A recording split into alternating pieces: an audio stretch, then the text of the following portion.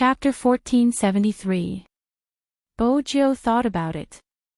It didn't stop her from changing. Those who hadn't seen it would probably find it hard to imagine such a scene. Even in the crowd. She could casually grab the hat from the other party's head and put it on her own head. Then, she flipped her trench coat and put it back on. It was another style. A quick disguise wasn't something every hacker could do.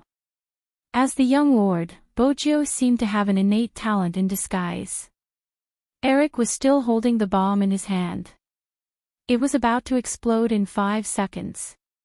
He shut his eyes tightly. He could only pray to God now. 5, 4, 3, 2, 1. Bang! An explosion rang out from the crowd. There was a sound, but it wasn't the least bit lethal.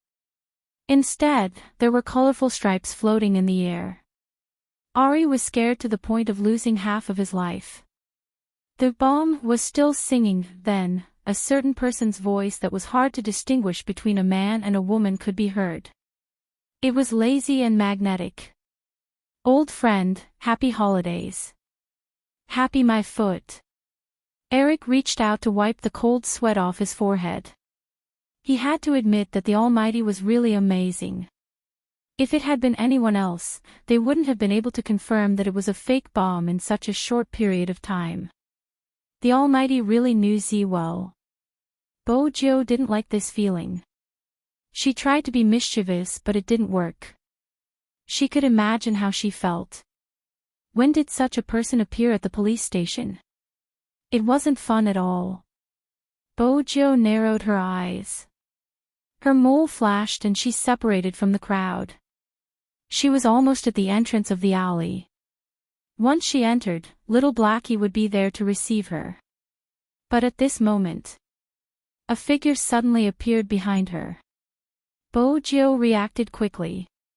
She realized that someone was getting close. Her long legs flew over instinctively. The curve of her body was handsome. There was a sound of wind when she flung her leg out. But the opponent's skills weren't bad either. He reached out to block her attack. His figure was slender and elegant. From this angle, Bojo couldn't see the person's face clearly. She could only see the outline. That pair of eyes was too distracting. How could he have such eyes? They were black, but they seemed to be hidden in the galaxy. If it wasn't for the special situation, she would have stopped to admire them. Unfortunately, it wasn't just the wrong time. This person was dangerous. She was in the dark. He is blind. Under the light, she could only see the curve of his chin. He seemed to have said something. She wasn't sure if she had heard wrongly. Come back with me. What? Bojo frowned. She wanted to listen more carefully since the surroundings were too noisy. Hoshino's voice came through the earpiece. Z, the police have gone to your place. He couldn't be distracted by beauty anymore. The police HQ was probably enlightened all of a sudden. She actually sent such a person to use a honey trap on her. This was the first time Bojo had encountered such a crisis. He turned around again, wanting to kick the man's arm away. She didn't expect that person to move faster than her. His aura was very sharp and noble. Compared to her, he even had an orthodox education. This person wasn't from the police station. A soldier. A thought flashed through his mind. Bojo didn't think too much about it. When she heard the approaching sirens, she spun and tugged on the double buttons of her trench coat. That person seemed to know what she wanted to do. Chapter 1474. It was probably because of their positions. At this moment, Bojo's trench coat was thrown onto the ground. She was only left with the white shirt. Chinemo wanted to grab her, but unexpectedly, because she turned her body, he touched a piece of softness. His fingers paused and he forgot what he was going to do next. Bojo arched a brow. She took advantage of the moment when the other party let his guard down and escaped. She kicked the thing beside her and dashed forward. The Lamborghini with smooth lines drew an arc and a beautiful tail. Boggio reached out and grabbed the car door tightly. Then she turned and sat in the main driver's seat. Speed up. Yes, master. The intelligence system switched from automatic to semi-automatic. The road map appeared. The green one was smooth and the red one was congested. There was also a three-dimensional map of the building. Boggio closed the sunroof and turned the steering wheel with one hand. She made a 180-degree turn and used her cool driving skills to shake off the police cars that were following her. The sky darkened. When Chin-mo paused just now, he understood one thing. It was very likely that he wouldn't be able to stop that person. The information he received was wrong. Z was indeed used to going around alone. But that didn't mean that Z didn't have any helpers. Chin-mo recalled the male voice in the crowd just now. His fingers felt cold from the wind. At this moment, Eric ran over. He was panting heavily. He saw that Chin-mo was the only one left at the end of the long alley. He knew that Z hadn't been caught again. This is already considered very good. At least we didn't have to wait until the news came out the next day. Also, Z's operation this time isn't considered successful. Look at the time. It's different from the notice he gave previously. Everyone knows that Z always means what he says. This time, with you around, he can't be so arrogant. Eric's words weren't comforting. He was thinking that if they did it again, with the Almighty around, they would definitely be able to catch Z. Chin-mo tilted his head and said faintly, Z, it's a girl. MH. Eric's eyes widened in disbelief. What did you say? Chin-mo glanced up. He didn't repeat himself, but he was just so casual. It made him more convincing. Eric was already in a mess. Although the Almighty had previously analyzed that a person wearing a leather jacket and driving a motorcycle wasn't necessarily a guy. But that was Z. No matter what. He was the king of hackers who fascinated the citizens of Fifth Avenue. It was actually a girl. He was right. There were indeed powerful female hackers. But under normal circumstances, they were very cute and innocent, so no one would suspect them. Moreover, many people knew that their results could be seen on the hacker rankings. Only Z. This person had never achieved anything. However, he had a unique position in the hacker world. It seemed impossible to surpass. Eric had sent people to investigate, but they couldn't find anything. The only result he got was that young master. The person who was known as the young master should be a man, right?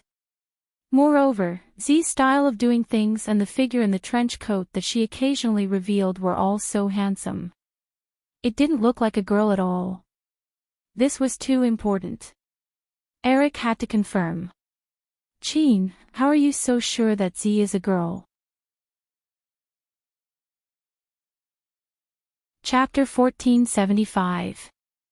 Boggio, who was driving the Lamborghini through the traffic, seemed a little different from before. The navigation system adjusted automatically, reflecting her emotions.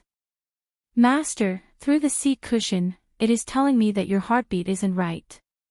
Did you run too fast just now? It had to be said that Little Black's question came at the wrong time. This was the first time Boggio's chest was touched by someone, and it was a stranger. Something seemed strange. She reached out and tugged her collar, maintaining her suave and devilish demeanor. Shut up. Little Blackie didn't understand. What was wrong with it being concerned about its master? Boggio's face was still warm. She wound down the car window and reached out. Her black hair was blown into a mess. Gradually, the androgynous face became clearer under the moonlight. In order to not leave any traces, she had to remove the black feather mask on her face.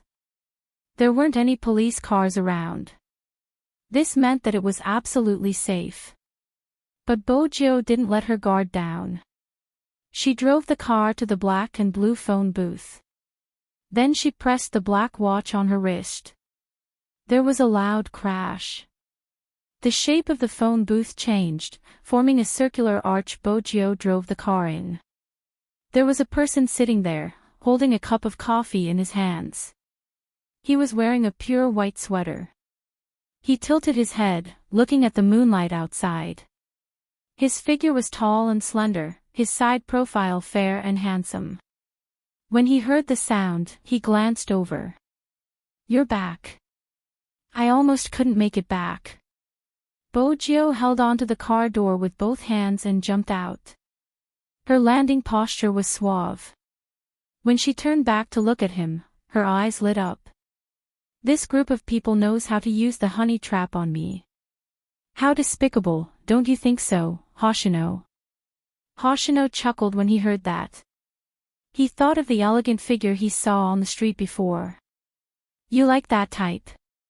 It's alright, pure." Bojo took a can of chocolate milk and held it in her mouth. Her eyes were dark. "It's a pity I couldn't see his face clearly." Hoshino took a sip of coffee. "He doesn't have much to do with the purity you speak of. Even if the person was wearing a school uniform, as long as he stood there, he would give off an oppressive feeling." How unfathomable was he? Regarding the fact that Z had used the word pure on him, Lin Sanju was shocked. Hoshino was just listening. After all, only Z would think that way. But the more Bojo thought about it, the more she felt that she was right. After finishing a can of milk, she threw it aside casually. It was a handsome move. Then she glanced back. "This is the first time someone intercepted me like this." Hoshino understood. "I will investigate his identity." "Indeed, we should investigate. Where did the police find such a person? His calculation skills are so strong, even his skills." Bojo paused, popping a chocolate bean into her mouth. "A Chinese soldier, seems like it won't be easy to investigate." When Hoshino heard that, his fingers paused. "You fought before." Bojo leaned back casually. Hoshino frowned. "Are you hurt anywhere?" "I'm not hurt, but..." Bojo paused and smiled. "It's nothing, let's fight again and see who he is." Chapter 1476. Bojo wanted to investigate Chin Mo wanted to find Z even more. Even though the lingering sensation on his fingers affected Almighty Chin's thoughts. But something in his nature hadn't changed. From 90% to 99%, he could confirm that it was that person. In the bathroom, Chin Mo looked at his palm. His thoughts were still wandering, but it didn't affect his calculations. He could confirm that his little tiger had grown up. He couldn't help but smile when he realized what he was thinking about. Chin Mo's ears turned red. In the end, he laughed softly. Eric stood outside, holding the latest information. He wanted to show it to the Almighty. Perhaps it would give him some inspiration. The environment back then wasn't like now. Alright, this had nothing to do with the environment. It was the hotel that Eric found. The soundproofing wasn't good. Eric couldn't understand. Could it be that people with high intelligence were different from them? Their way of relieving stress was to be happy in the bathroom. What was the Almighty so happy about? Just as Eric was about to make a guess, the bathroom door opened. Chin Mo walked out. There was a white towel on his black hair. The tip of his hair was still dripping water. His smooth mermaid lines were smooth. Even Eric, a man, was stunned. Wait a minute. Wasn't the Almighty a high school student? When he wore his school uniform, he looked fair and cold. He looked like a harmless prince. Why did he look like a different person without his school uniform? He had to admit that the school uniform in China was a good thing. After wearing it, it gave off a different feeling. As for which feeling it was up to the person who wore it. But Qin Mo was different from others. If there was anything that had changed, it would probably be the innate aura of a king. Now, it was completely released. Eric was shocked by the aura and didn't know what to do. Qin Mo threw the towel aside. He casually grabbed a black t-shirt and wore it. His gaze was deep. What did you find? Eric passed the information in his hands over. Qin Mo's slender and fair fingers flipped through the information quickly. His elegant and handsome side profile wasn't affected by the water droplets. Once again, Eric witnessed what it meant to read 10 lines at a glance. Qin Mo didn't just read quickly. More importantly, he could remember everything after reading it. His light-colored eyes seemed to be able to reflect those words. From the perspective of inference. Add in the areas where the criminal often committed the crime and some of the more subtle areas of activity. He would be able to calculate where the other party lived. If he were her. No, that's not right. He could not empathize with her. According to a certain someone's character of being mischievous in everything. It was possible that she had deliberately left some traces behind. Therefore, he had to distinguish which marks were real and which marks were left behind after being naughty. With this in mind, Qin Mo flipped through the stack of documents again. It was obvious that this time, what he saw was targeted. Fine discrimination and curve analysis. Many people say that reasoning is based on psychology. There was nothing wrong with that. However, advanced reasoning would definitely include mathematical calculations. Anyone who had seen the dedication of Suspect X would know that Stone God was the best example. Geniuses were often lonely. Not many people knew that mathematics was not that simple. Chapter 1477. It was as though a 3D map appeared in his mind. Suddenly, Qin Mo opened his eyes. His gaze landed on the map of Fifth Avenue. His eyes lit up. I found it. MH. Eric had never seen the Almighty like this. Qin Mo's voice was still calm. The gray area of the entire street, the gathering place of all the underground workers, Seoul Return Street. Seoul Return Street was what the internet called it. Of course, this was the Chinese translation. Make such an analogy.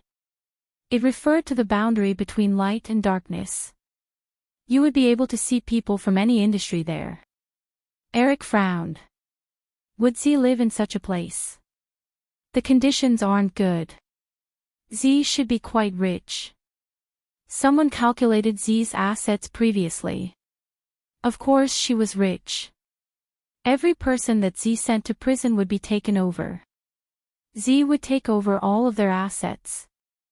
Hence, what that scumbag said was right. Z's money wasn't clean. However, there was something strange. Some people didn't live in poverty and would receive a sum of money instead. Z never gave money to the beggars on the streets. Eric felt that he still couldn't understand Z's thinking. Hence, he asked Qin Mo about this. Qin Mo glanced at him. There's nothing hard to understand. The money belongs to her. She can give it to whoever she wants. What I mean is, why doesn't Z give money to the beggars on the streets? He didn't understand. Qin Mo's voice was calm. Homeless people with 4 limbs. Most of them are middle-aged. Funding is for those in need and those who know how to be grateful. Those who don't know how to be grateful will complain if you give them something for nothing. This is funding, not raising a demon. Those who don't have money aren't necessarily weak. There are also those who lie on the ground and pretend to be beggars. They take other people's things for granted.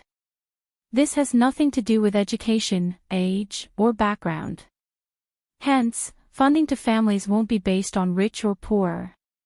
Instead, it depends on whether the other party is worthy or needy. These matters should be handled by another person. Another person. Eric looked up. You mean Z isn't acting alone? Chin Mo analyzed deeply. She must be acting alone. The impression Z gives off is that she acts alone. Even she what? Eric didn't understand why the Almighty didn't continue. However, as he stood in front of the large French window, his handsome face, which was accompanied by the starlight, had some other emotions. Chin Mo didn't finish his sentence. She was destined to have no close friends around her. He wanted to be a good Z. He had to learn to disguise himself first. He had to keep his distance from everyone so that he wouldn't be noticed.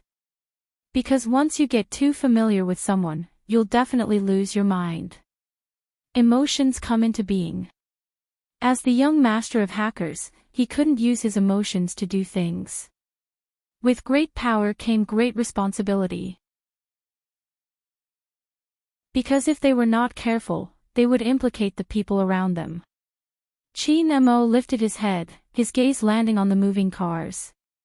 His heart ached. The things he was thinking about. This did not happen to his little tiger. Ever since the Bo family had moved, no one had asked her if she wanted to eat sweets. Just thinking about it. Chin Mo's side profile melted into the shadows.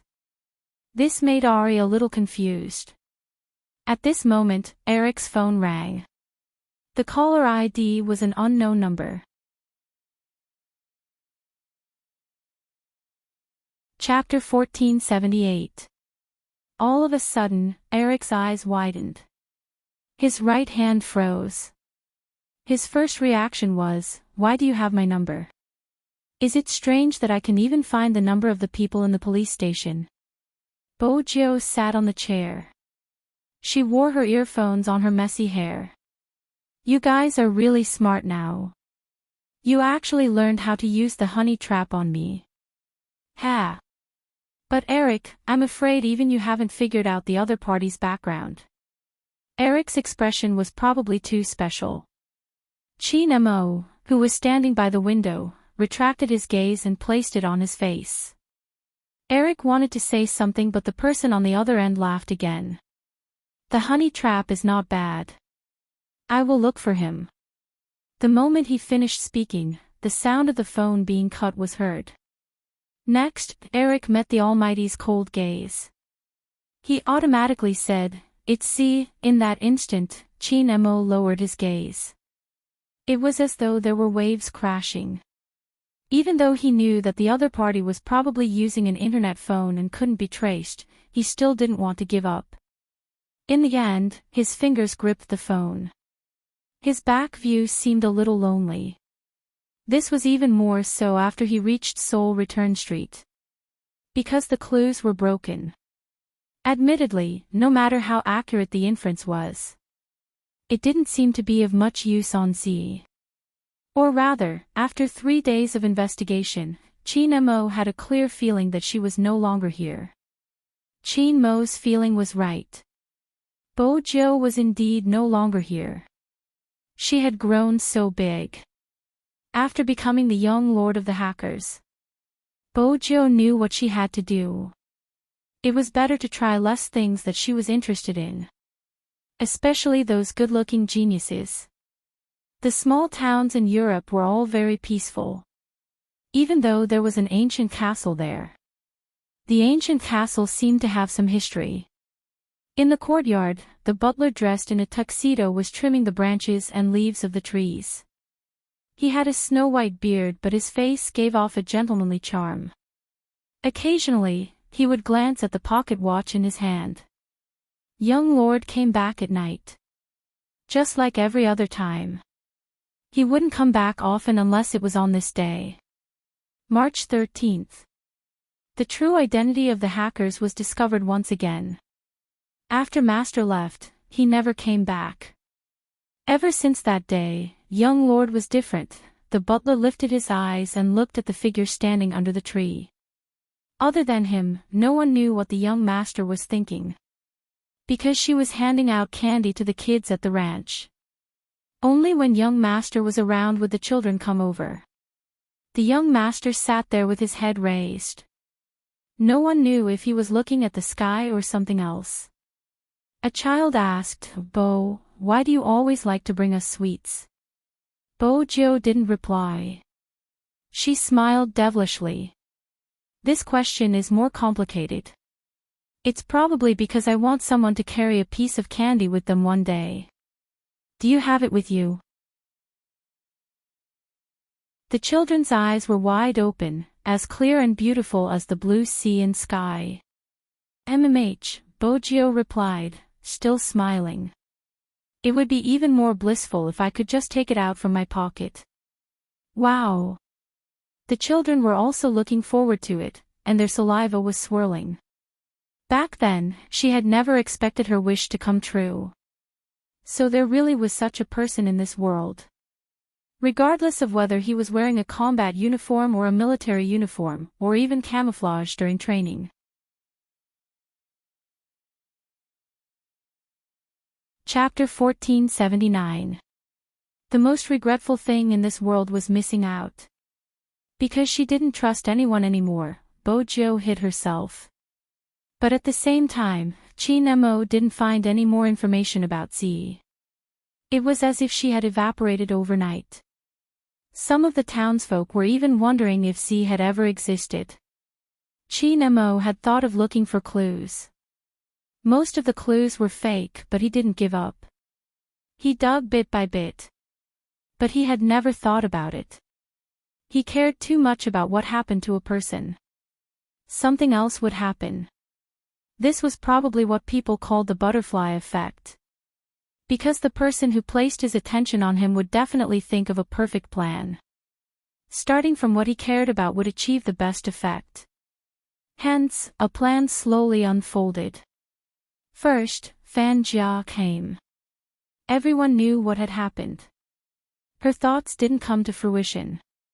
Chin-mo was still the same Chin-mo. But this was the first step of the hypnosis. It was also the first step for the other party to confirm that Z was able to break through Chin-mo. No matter what Chin-mo did, there would be more in the future. Hence, a month later. At the border crossing, news about Z appeared again. Bojo went there. Chin-mo went there too. But Bojo went first. And Chin-mo went after she left. Someone gave Bojo a clue about Mr. Bo. Hence, she came over and had some impulsive thoughts. She probably didn't expect that the video of her jumping into the sea would be recorded and edited again. She just had to wait for that person to come. To the other party. To Chin-mo, the difficulty of carrying out the mission was very high. Compared to using weapons, psychological warfare was the key. When he sneaked into the location, he understood what he would encounter this time. Rescuing the hostages was the first task. But he didn't know who to rescue. Or rather, he couldn't differentiate the level of hypnosis. That mission was as described previously. No one wanted to carry it out. It wasn't just complicated. It would defeat people. At the start, Chin-mo hid very well. After all, he knew what the other party wanted to do. Then, he saw the search information left on the computer. Then, he understood that these people were also looking for the person he was looking for. And they seemed to have gotten the answer. Even some clues were from when he was at Fifth Avenue. Because he had investigated too deeply, they were able to conclude that Z wasn't a man but a woman. These were all based on his previous analysis. The other party even noticed this. Mr. Bo making use of Mr. Bo's information would attract Z's attention. If Z was her, she would definitely come here.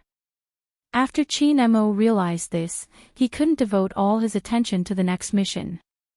Even if he knew that he was going to face someone who could plant a seed in his heart. Once the seed was planted, it would take root and sprout. If he had a psychological problem, he shouldn't have continued. Under such circumstances, there was no way he could defeat his opponent. Chin Mo leaned against the wall. His black hair was still messy. No matter what logic told him, it wouldn't work. But at that point, he didn't have much time to think. The only thing he could think of was that the information he had obtained from the fifth path had allowed the other party to find clues about her. It was probably the same mentality. In the end, everything was over. When Chin Mo saw the video, he was thinking while he was soaking in the river. He did not reach out to stop her. It was he who did not reach out to hold her back. It was all because of him.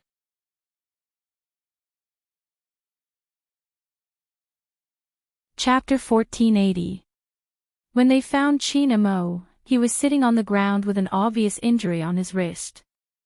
The mission was completed. He had successfully killed the leader of the enemy. But that day, Chin Mo's fever didn't subside. Hence, a portion of the members had escaped. Fan Jia had been taken away by Kawang. To him, his dead student had done a perfect job. It wasn't easy to plant a seed in Chin Mo's heart. At the same time, the fact that he had lost his beloved student made his gaze turn cold. Chin Mo had woken up on the plane. When he had woken up, he seemed normal, but some of his memories seemed to have disappeared. Were all people like this? The more one cared, the more likely it was to form an inner demon. No matter how old one grew, they couldn't be invincible because they would always care about what they cared about. At first, no one noticed Chin Mo's state. Even movie Queenan was the same. She was just worried about the injury on her son's wrist. Gradually, Chin Mo seemed to have forgotten a lot of things. Including why he hadn't taken a look at the photo of him when he had met the In family. Or perhaps, he had forgotten the reason he had named his cat Princess. It was because someone had once treated him as a princess.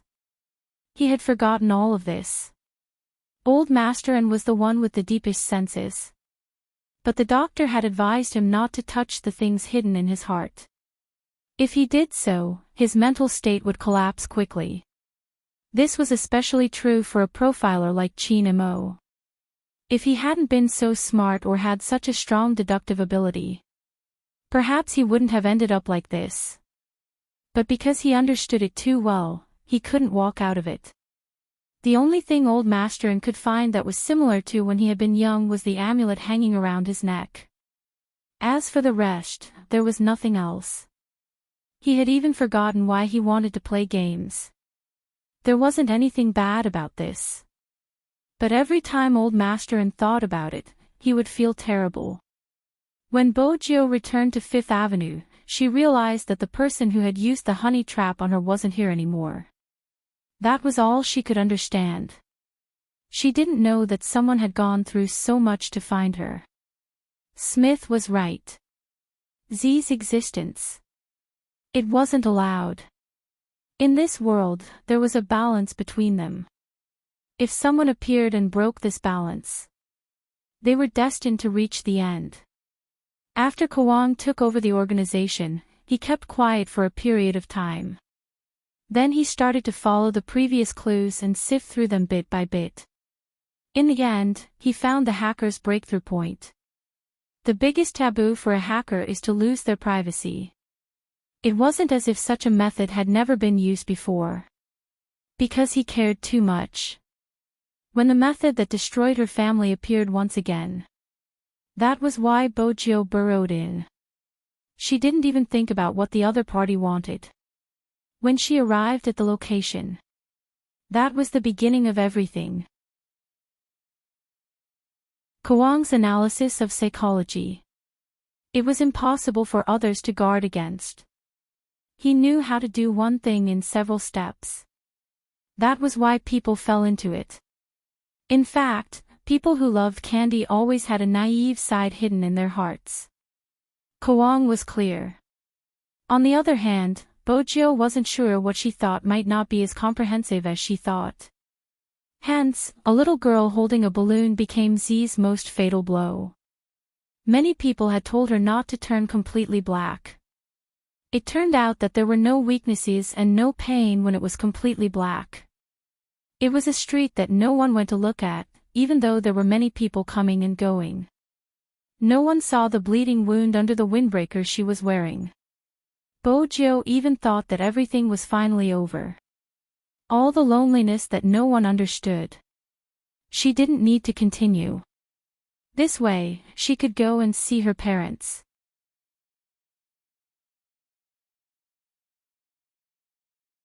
Chapter 1481. But there was such a magical thing in the world. It was also at that moment. The Buddhist words in the amulet emitted a faint light for some reason. Maybe there really was such a person. Even if he forgot you, didn't remember your appearance, didn't remember your voice, and didn't even remember your name. But when he looked into your eyes again, he could still touch your soul. What you were like. No matter who said it, it couldn't be shaken. You just stood there. At the border of black and white. Even if you were muddle-headed and there wasn't a single clean spot on your body, he would still treat you differently. Because he understood you more than he understood himself. Because he loved you more than himself. He had been standing there, cleaner than everyone else. He was like a bright lamp, standing at the most obvious place. Not for any reason. But because, after searching for so many years, he still lost you. If that was the case, could you find me? A little more time passed. Until that pair of eyes that were as dark as the night opened again on September 28th. A devilish smile appeared on his handsome face. A Z imprint appeared on a completely different body. The gears of fate began to spin again. Z was back. Similarly, the little tiger that belonged to him was back too. It didn't matter if he forgot what light was. It didn't matter if he wanted to become completely black. There was someone who had always been here, using his unique method to wait for the person in his hands. Hamburgers should be paired with cola. That's better. Chi Nemo glanced down and helped her roll up her sleeves. Chi Nemo glanced down and helped her roll up her sleeves. My mom. Chi Nemo glanced down and helped her roll up her sleeves. Bojo replied, oh. She didn't know what she was thinking. Anyway, she was happy with something in her heart. Oh, Bojo replied. He didn't know what she was thinking, but she was happy to have something in her heart. He should have said it long ago. She trusted Grandfather Butler's etiquette skills. He should have said it long ago. She trusted Grandfather Butler's etiquette skills. Now, only little Princess Mo didn't know about this. This way, she could naturally bring him to the proposal venue. Then, she would very romantically show him what she had prepared. Everything was perfect. This was simply one of the classic tricks used by an overbearing CEO to woo his little secretary. There was no pressure for her at all. Bojo smiled devilishly. Follow me somewhere. Chi Nemo, who already knew, arched a brow. Where? Chin Group Club. After Bojo finished eating, she tilted her head lazily. That isn't a bad spot. I heard Zhao Sanpang and the others are doing an interview at the television station opposite today. Chi Nemo wanted to ask what this had to do with his proposal. But if he asked, it would be less interesting. He replied calmly with his side profile. Bojo was still thinking about the surprise she would give little Princess Chin later. It would definitely be enough for him to marry her. The more he thought about it, the more obvious his smile became. There is such a thing as being alone and enjoying oneself. Bojo had never done it before. Now that his arm was placed over the window, his eyes were looking out of the window. It was a very handsome posture. That face that was reflected in the window was full of moles and a wanton smile. He was like a child who had finally gotten candy. Of course, he wanted to be happy for a while. Chi Nemo didn't want to laugh, but seeing her like this, he couldn't help but ask, are you that happy? Aw. Really? Bojo's devilish smile was still there. You must have eaten something you like. Chin-mo freed a hand and placed it on her head. Idiot.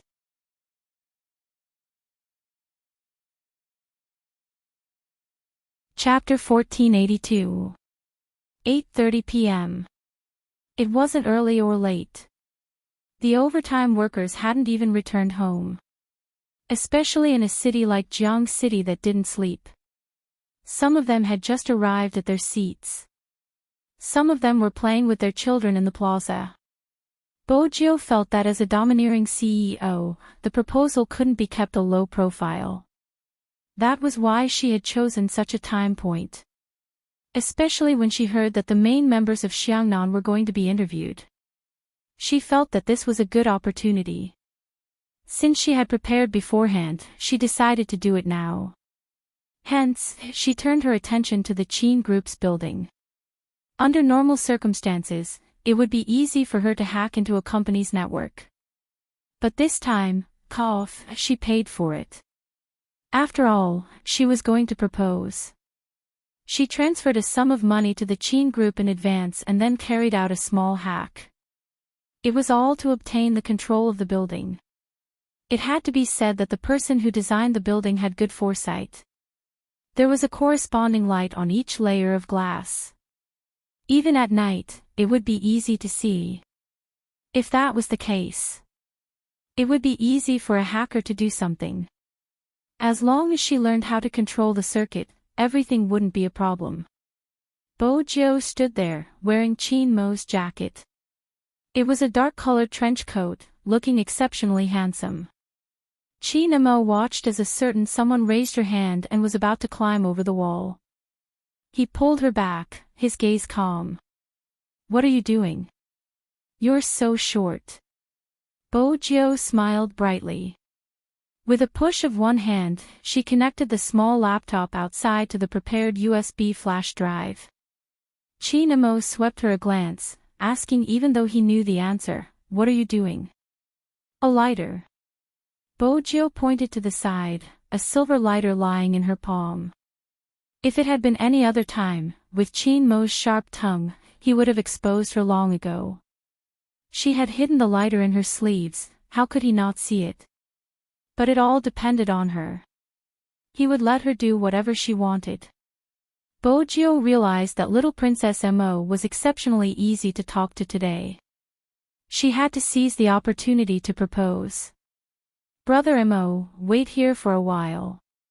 Bojo ran towards the left. She was wearing a dark-colored trench coat, her silver hair a little messy.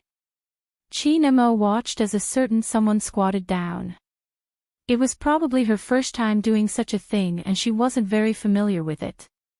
She tilted her head, her face serious as though she was lighting something up. Then, she raised her head, tilted her eyes, and smiled brightly at him. At that moment, smoke rose. The lights of the city seemed to be reflected in her black eyes. Chin-mo understood. This person is putting her favorite things in front of you to please you. Her face was still stained with the dust that she had just rubbed against, and there was even some axe chi on her body. But that did not change the way she looked in his eyes. If I had to describe it. She walked through thousands of galaxies, stepped on the dust on the ground, and stopped in front of you with her hands stained with dirty things. What you can feel is not how dirty she is. Instead, she was little Bojo. She was his. Chin-mo reached out to pull her into his arms. Who would have thought that at this time, the highlight of the show would truly come? Behind her, the entire Qin Corporation's building suddenly lit up. Only one row of boxes was darkened. Between the light and the dark, only 6 words were formed.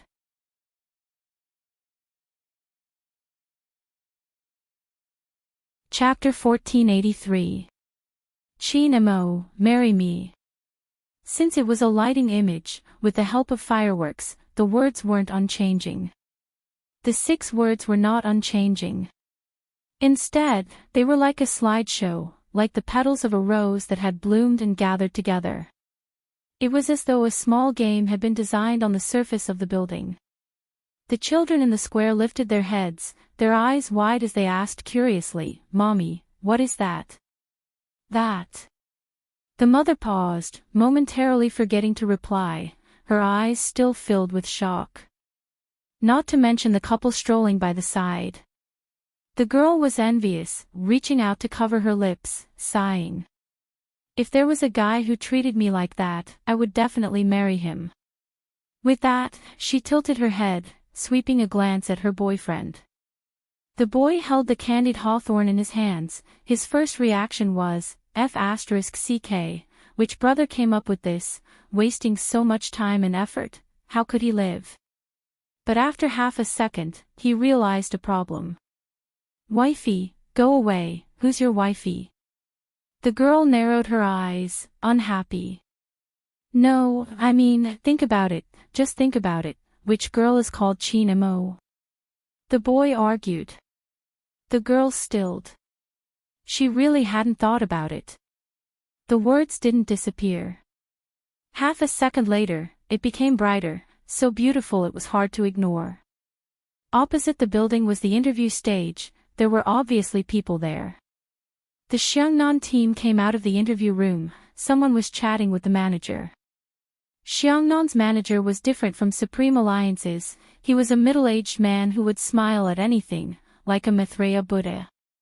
Zhao Sanpang had been listening to their chat, but he couldn't sit still. He stretched his neck, wanting to ask when his captain was leaving. His fans were still waiting for him to go on air. Who would have thought that when he glanced to the side, he would see the 6 glittering words on the other side, as if they were free. With a loud bang, he straightened his back.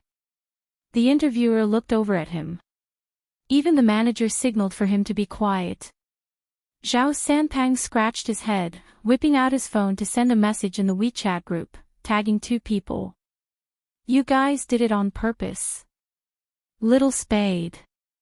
Come out. Come out. Come out."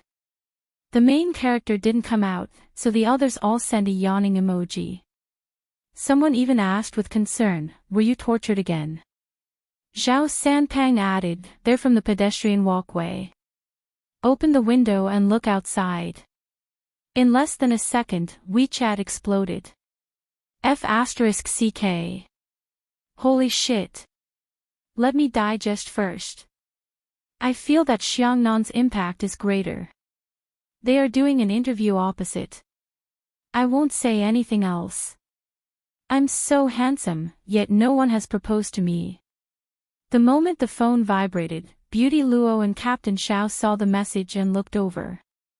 With that, the interviewer stopped talking. After all, Zhao Sanpang's absent-mindedness was so obvious. Even the other 2 followed the interviewer's gaze and looked over. That interviewer was stunned. Propose to young Master Qin. Propose. Propose. He was probably not mistaken. Who could it be? So powerful.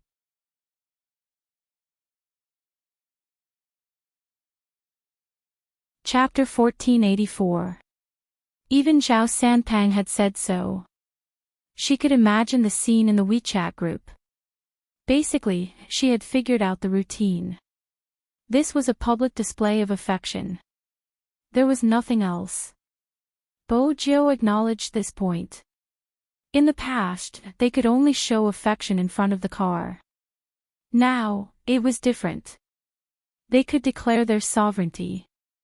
But speaking of which, Bo Jiu wasn't sure.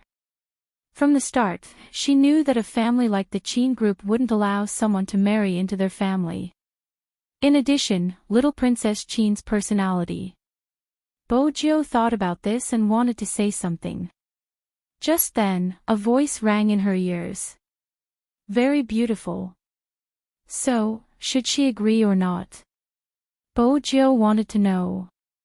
However, she saw him reach out his hand, and his fingertips brushed across her face as if he was wiping something dirty for her.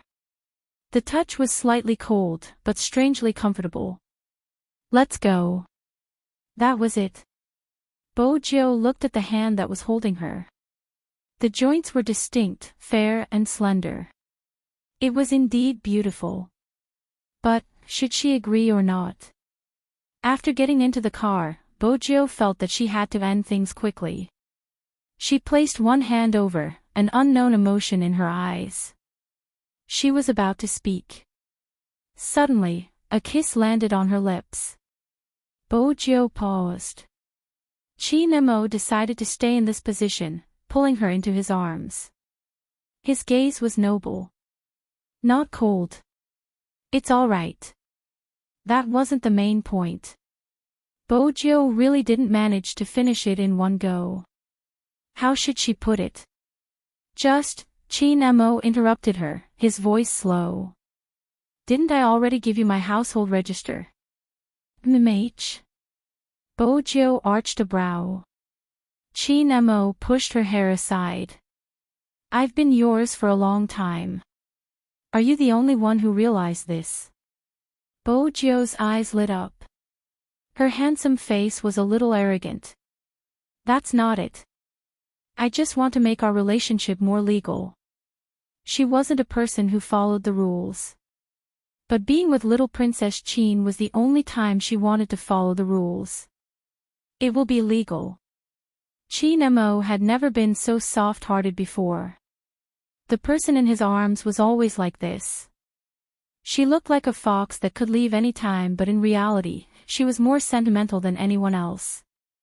Chinemo was glad that he had known since he was young that he had to monopolize such a person.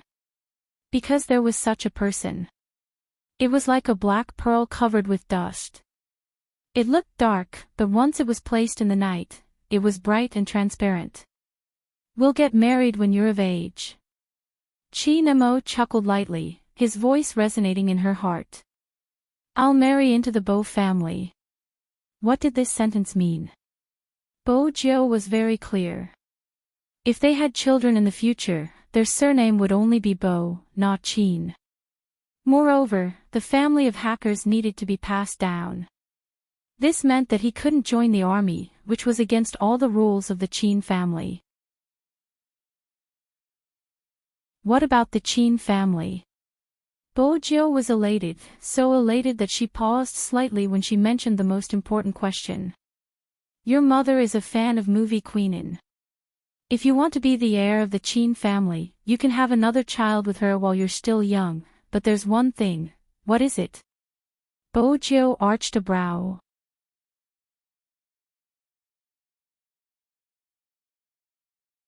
Chapter 1485. Everyone in the world knew that her greatest wish was to bring Qin Xiaomo home and raise him. Now, it had come true. Bojo was overjoyed. I'll take care of you. Will you follow me back to Fifth Avenue? Sure. Chinemo smiled. Once I get into university, you can go wherever you want. Bojo's eyes lit up. There are so many places I want to go, Kunlun, Mount Everest, Kokoshili and other places, one place a year. Chinemo pinched her face. As long as a certain someone isn't so mischievous. Bojo smiled suavely. I've always been obedient in front of a beauty. Chinemo arched a brow. Beauty? This person never seemed to know who the real beauty was. Bojo wanted to say something since she was too happy. But before she could open her mouth, her breath was stolen. This kiss was different from the previous one. It was domineering and unstoppable.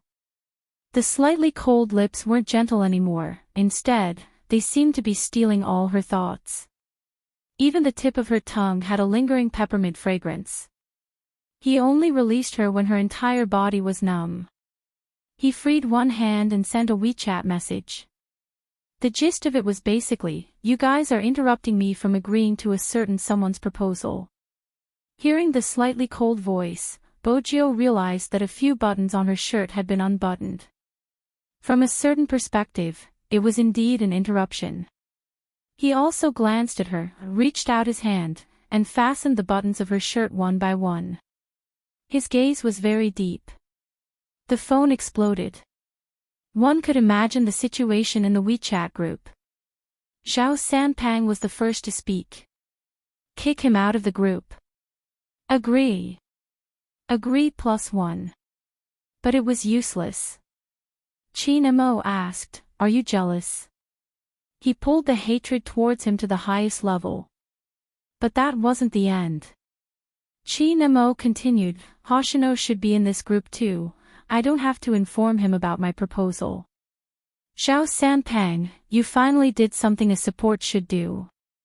Zhao Sanpang, Hoshino, you see Xin. Every team member felt as though they had witnessed Qin Mo's shamelessness once again. Regarding this point, Bojiu felt that the Almighty was playing tricks on her.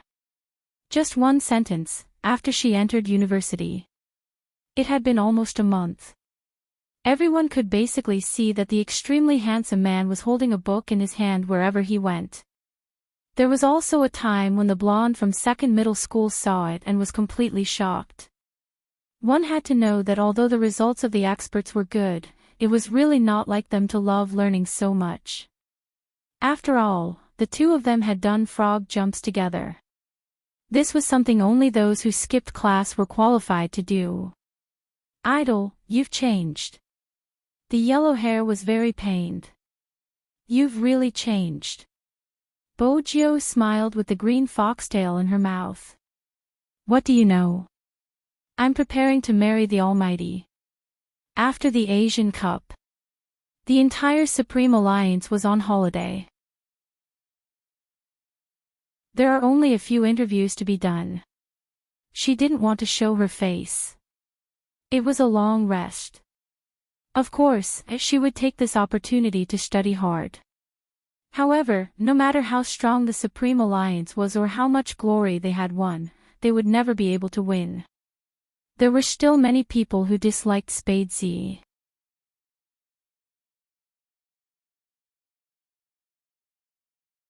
Chapter 1486. Supreme Alliance did have its drawbacks. But it wasn't a coincidence. Every team would have its own problems when they reached their peak. It was the same for Supreme Alliance. They treated every match as though it was their last. It wasn't just passion, it was also because Supreme Alliance's lifespan wasn't that long. Not to mention Yin Weao's age. Moreover, most esports players were 18 or 19 years old. After 24 years old, their condition would deteriorate day by day. It sounded cruel, but it was the most realistic truth. That also meant that Supreme Alliance was aging. It wasn't just Yin Weao, there was also Lin Feng, Yunhu, and even Qin Mo. They had at most 2 years left in their professional esports career. Moreover, before the Asian Cup, Lin Feng and Yunhu had the thought of retiring. After the Lin family collapsed, they relied on the company to support them. Lin Feng looked innocent, but in reality, he was more responsible than anyone else. In the past, when the Lin family was doing well, he didn't have to care about anything and just be the young master of the courtyard. But now, it was different. Lin Feng could sense it from the way he treated others. But on the surface, he didn't care. In reality, Lin Feng wouldn't ignore the responsibility just because he was happy in the competition. Including after Supreme Alliance won the Asian Cup, he immediately started running projects outside. Yunhu asked him out several times. Of course, he didn't ask him out alone. He asked the people in the courtyard to gather together. Lin Feng rejected him several times because he was busy. The people standing beside Yunhu probably noticed something. They were still in the tea house. One of them laughed. "Little boss Lin is really busy now. How about this, I'll make a call and talk to him about our previous collaboration." With that, he made the call in front of Yunhu. His motive was to make Yunhu happy. Yunhu held the teacup in his hand and didn't look at him. But that person understood that he couldn't hold it in anymore. He wanted to meet someone too much. Otherwise, he wouldn't have given him face. Lin Feng didn't pick up quickly. When his voice traveled over, it sounded like the wind. Jiahe, what's wrong? Nothing much, I'm just calling you out for a gathering. Say, we grew up in the same yard, and it's been a long time since we last met. You said that you need to take care of your feathers during the competition, and now that you're on vacation, there's nothing wrong with hanging out a little longer. Song Jiahe was eloquent. You can't go wrong listening to me. I still have plenty of opportunities. Lin Feng glanced at the watch on his wrist and paused for a moment. Alright, where are you? Same old place, the tea house we used to frequent in the past. Song Jiahe glanced over at Yunhu. Lin Feng didn't talk much when he was driving. After all, he wasn't in the team, so his personality was much calmer. He didn't talk much anymore. After all, this was the biggest taboo in the business world. The less he spoke, the fewer mistakes he would make. Because no matter what you said, as long as the other party had the intention, they would find faults in your speech. That was why in the business world, people would talk less and do more. If Bo Jiao saw this side of Lin Feng, she would probably be in disbelief. But humans seem to be like this. Their personalities were multifaceted and they had a layer of camouflage to better integrate into society.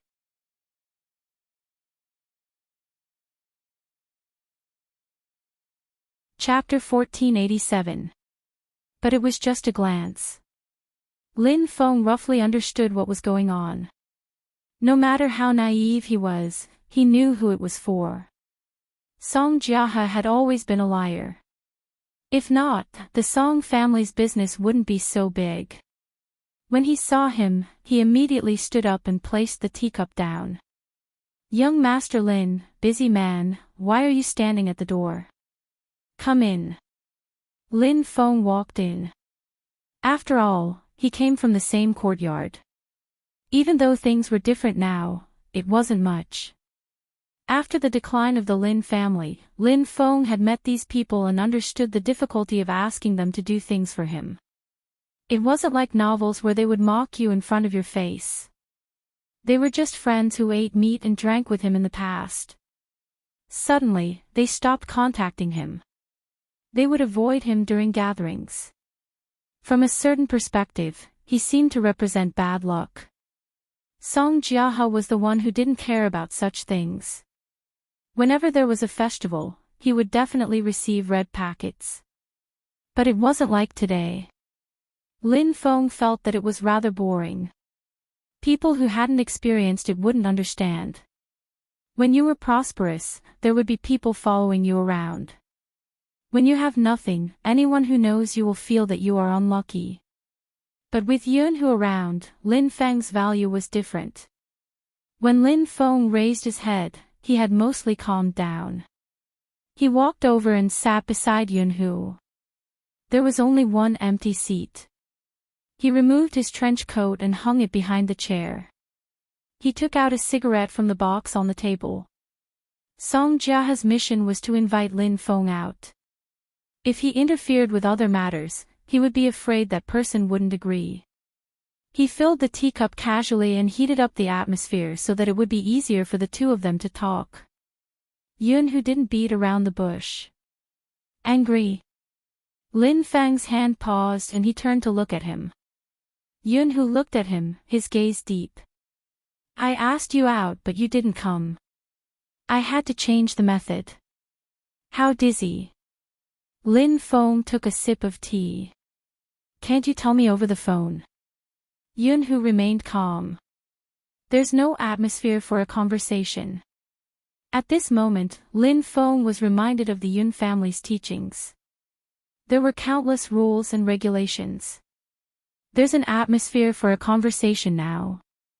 Lin Feng smiled. After all, everyone has to give you face.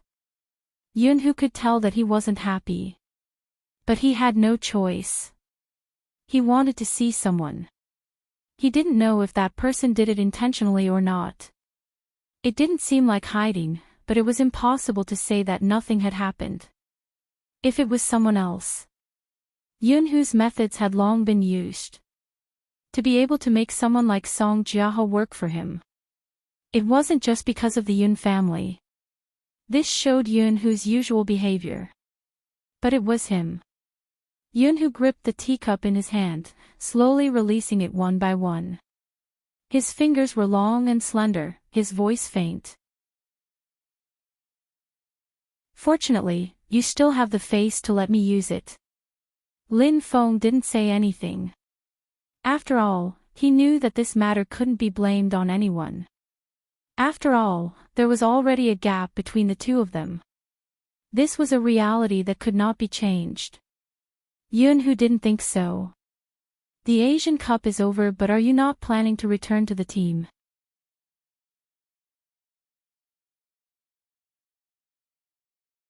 Chapter 1488. I don't remember, Yunhu replied faintly. Lin Feng arched a brow. You don't remember? He said how great it was to play sports. Just by playing games and doing commentary, there would be a bunch of girls who liked him. He also said that there were so many beauties in the team and he wouldn't have to worry about finding a partner. With the captain as a template, he was a winner in life. In the end, he didn't even see a single beauty, just a bunch of rotten bachelors. It was worse than a university dorm. I almost fell in love with my computer. I didn't even have enough time to sleep. It was like a monk's life. Isn't it good, we won the national championship? That was what Yunhu said, but in his heart, he was thinking, I didn't join Supreme Alliance for any other reason. After Feng Yi convinced you, he understood that he was indirectly trying to convince me. Lin Feng placed his teacup down and leaned back. It was indeed good, the national championship, the Asian Cup. This is what we have always wanted. After so many years, we finally got it. But esports has always been a youthful industry. My condition can't always be this good. Besides, you should have felt it, I'm starting to deteriorate. This has nothing to do with anything else, it was just a natural reaction after reaching an age. Yunhu didn't reply because he knew Lin Feng was speaking the truth. Even if they wanted to, they wouldn't be able to stop it. Lin Feng glanced at the ceiling. It was really good when we were young. It was really good to play games, but there was no other way. I would grow up one day and so would you. Ever since Supreme Alliance was established, we have been through so many things. When we weren't doing well, people looked down on us and anyone could take advantage of us because we weren't recognized by the mainstream. It wasn't easy for us to persevere until the Asian Cup. They made our captain and Little Spade retire in order to achieve the perfection in their hearts. The scariest thing in this world isn't the darkness, we survived it, the scariest thing is probably the darkness again. I can't care about it, I don't want to talk about the fame and fortune, I want to retire. Yunhu's fingers paused. Of course, that's next year. Lin Feng lifted his arm. I can't bear to leave everyone. Yunhu glanced sideways at his face, but he couldn't see anything. Just as he had said, this person had grown up. Even if he was a little tired, he wouldn't be the same as before. He wouldn't act like he did in the past. He looked at him and just smiled. Yunhu couldn't describe the feeling in his heart. It was very uncomfortable. However, she also felt that this person was ridiculously handsome when he turned into a man. Lin Feng took another sip of tea. I wonder what kind of words Fox Feng will use when he recruits people this year. You don't have to bluff me. Yunhu smiled, which was rare for him. Lin Feng thought about it and said, that's true, there's no need to bluff them. If they really can't find a partner, they can still deal with it internally. With Little Spade and Captain there, do you know that Zhao Sanpang almost jumped out of the phone? Yunhu glanced at him. You still know how to digest it internally? Lin Feng smiled. Why don't I know? Yunhu didn't want to continue the conversation since there were other people around. He didn't care, but he knew that Lin Feng had his own concerns. Especially in this kind of situation, he probably didn't want to feel that way.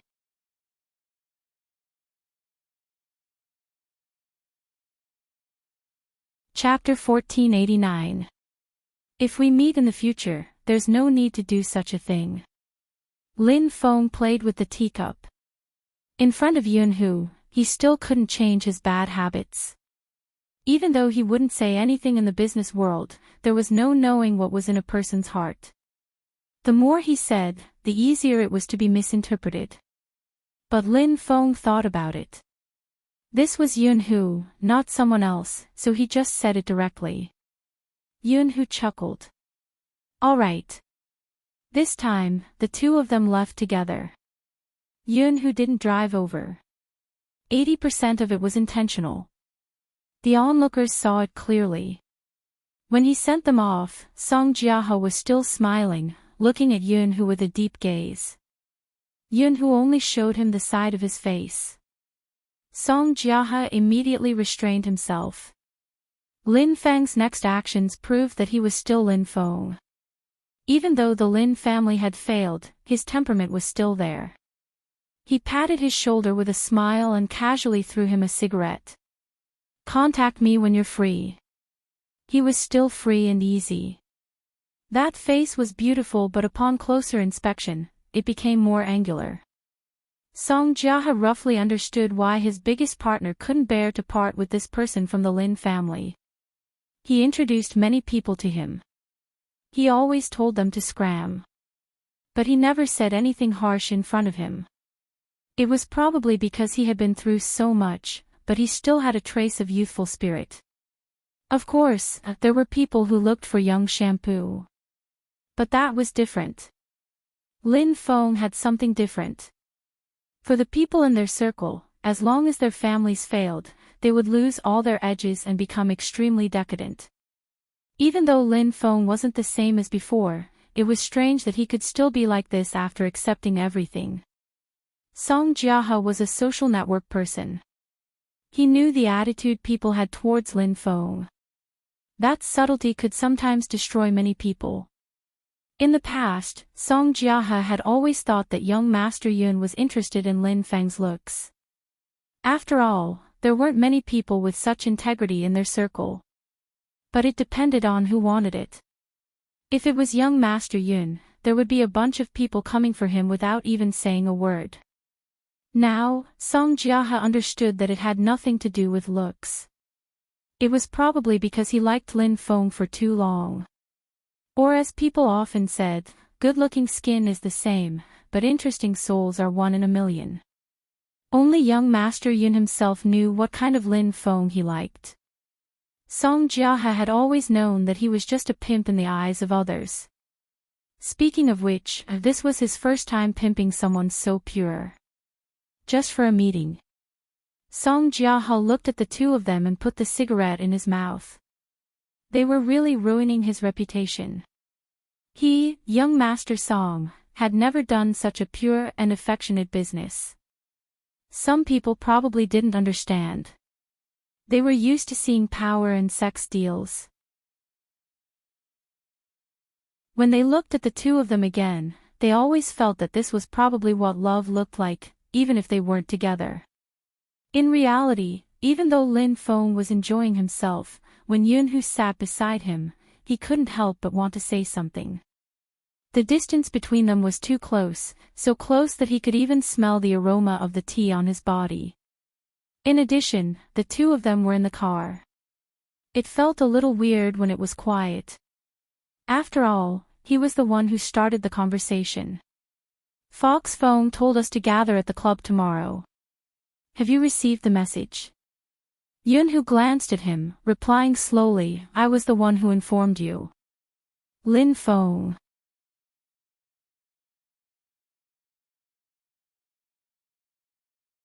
Chapter 1490. Too many things have happened recently, my brain isn't working well. Lin Feng coughed lightly, lowering the window. Let's get some fresh air, it's stuffy in the car. Yunhu didn't expose his clumsy acting since he was well aware of his explosive personality. Hence, he glanced out of the car. Even so, Lin Feng still felt that the atmosphere was indescribable. After all, he couldn't continue the awkward conversation. Just as he was hesitating about what to do, a message saved him. In the past, he hadn't liked receiving such messages. After all, no one liked being fed dog food. However, Little Spade had recognized him as a brother and would ask about his captain's preferences. After he was done, he would ask him with an enigmatic smile, "When are you going to start dating?" Lin Feng felt that the first part was just a prelude, the last part was the fatal blow to the single dog. Today, the message was finally delivered in a different way. "I heard you are with Almighty Yun. I have 4 movie tickets here, as an important supporting role. I sincerely invite you and Almighty Yun to help me boost the box office." Box office? With his goddess, movie queen and supporting them, how bad would the box office be? Besides, everyone knew that the movie was selling like crazy. Little Spade wasn't asking him to go for the box office. He couldn't fall for it. But, oh right, I forgot to mention, here's a signed uniform from your goddess, I'll pass it to you when you arrive. This nickname was given to Bo Jiao by Little Spade. After reading her message, he was in a dilemma, debating whether to go to the Yun family's house or the cinema. After all, if he went to the Yun family's house and saw his godmother, she would definitely invite him over for a cup of tea. Normally, she would ask him to stay over. In comparison, going to the cinema wasn't as awkward. With that in mind, Lin Feng asked, "Are you free later? Little Spade invited us for a movie, do you want to go?" Yun, who turned off the message, replying with a natural mmh, the naive Lin Feng could tell that it was a ploy, but he hadn't expected it to be a trap. On the other hand, Bo Jiao smiled lightly, her thin lips lifting as she replied, "You're welcome, see you at the cinema." Speaking of which, she hadn't watched a movie with the Almighty. This was the perfect opportunity. Bo Jiao packed up quickly since she had mastered the technique. After putting on the trench coat, she first put on a black mask, then one for the Almighty. Chi Nemo arched a brow and placed the book down. "What are you doing?" "After studying so hard for so long, I've decided to give myself a reward." When Bo Jiao smiled, the mole under her eyes was obvious. "Let's go watch a movie." Chi Nemo glanced up, his aura noble. His voice was deep because of the mask. "Little Bo Jiao, do you need me to remind you how many days are left until the college entrance examination? Or do you not want to marry me? Do you want to abandon me?" Only the Almighty would be able to ask a girl to marry him without any hesitation. Bo Jiao replied with a serious expression, "I think we should nurture our relationship. The fans are saying that we haven't had enough dog food recently."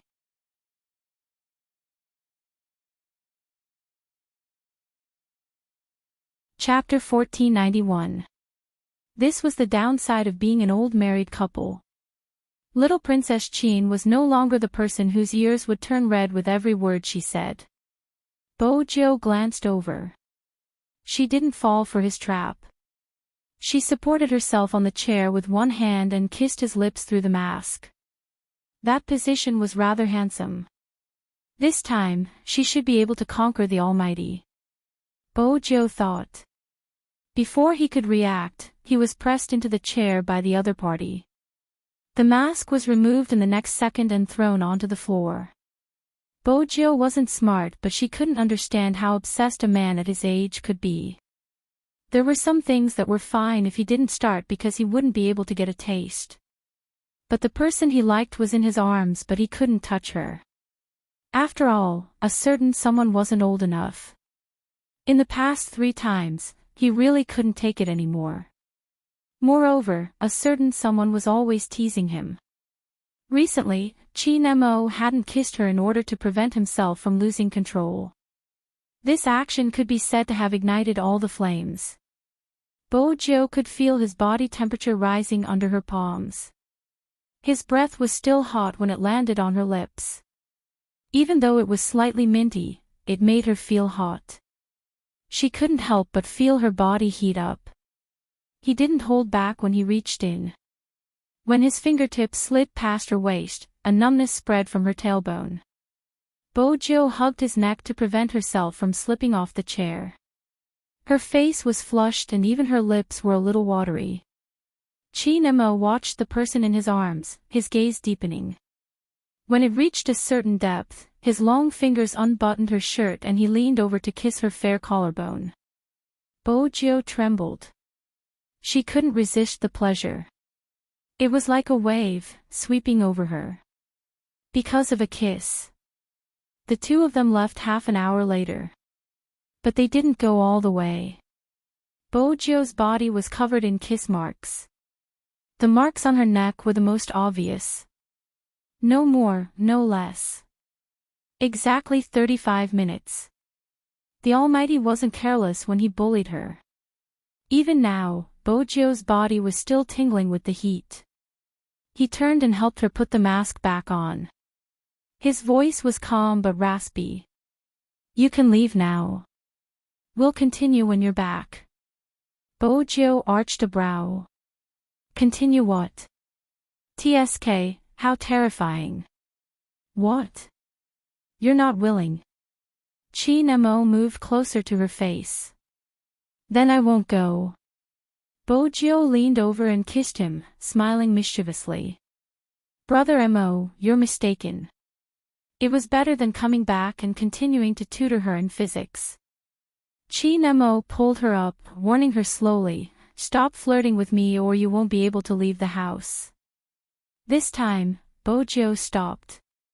After all, she couldn't take another round of bullying. The Almighty's aura was too alluring. Bojo always suspected that he did it on purpose. After making her body hot, he didn't care anymore. But even so, it was also difficult for her to go out. The hickey on her neck was too obvious. It was already very strange to wear a scarf in this temperature. Bojo had no choice but to change into a white turtleneck shirt and a mask. She wore a thin trench coat so that no traces could be seen. However, Lin Feng, who was already at the cinema, felt a little regretful. Who could tell him why there were so many couples watching a movie about hackers? Undoubtedly, Lin Feng and Yunhu stood out among the crowd. This caused many people to turn back to look at them. Especially at such a time. It was a weekend and the movie would start at 8 p.m. Needless to say, there would be a lot of people. A few girls kept looking over at Lin Feng. Even though Lin Feng was wearing a mask, he still felt awkward. At this moment, Yunhu turned to ask him, "Do you want some popcorn?" It was true that he liked sweet things, but it wasn't appropriate for a grown man to carry a bucket of popcorn, right? Lin Feng was about to reject Yunhu. Yunhu's voice rang again. "Buy a bucket, I'll carry it." "Sure." Lin Feng nodded. After all, there wouldn't be any atmosphere if he didn't eat popcorn. But when Yunhu finished buying and held the popcorn in his hands, it wasn't the case. Because there wasn't just popcorn in his hands. There were also 2 jackets and a cup of lemon red tea. When she walked beside him like this, it was like this.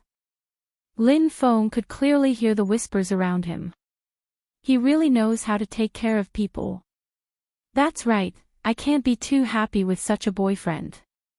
My boyfriend never takes the initiative to buy popcorn for me. Lin Feng. He just bought popcorn, how did he become a boyfriend? Couldn't there be pure friendship between men these days?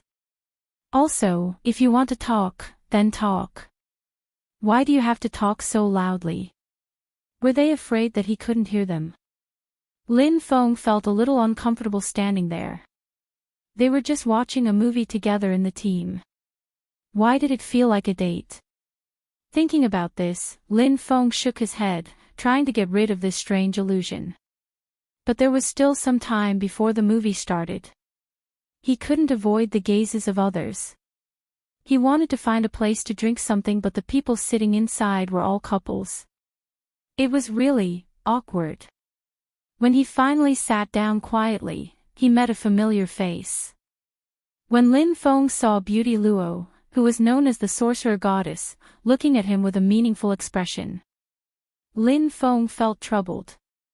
As expected, that person smiled, lowered her head and started to play with her phone. In the next second, Lin Feng saw a message in the Almighty's WeChat group. I found out about Feng and Yun's adultery.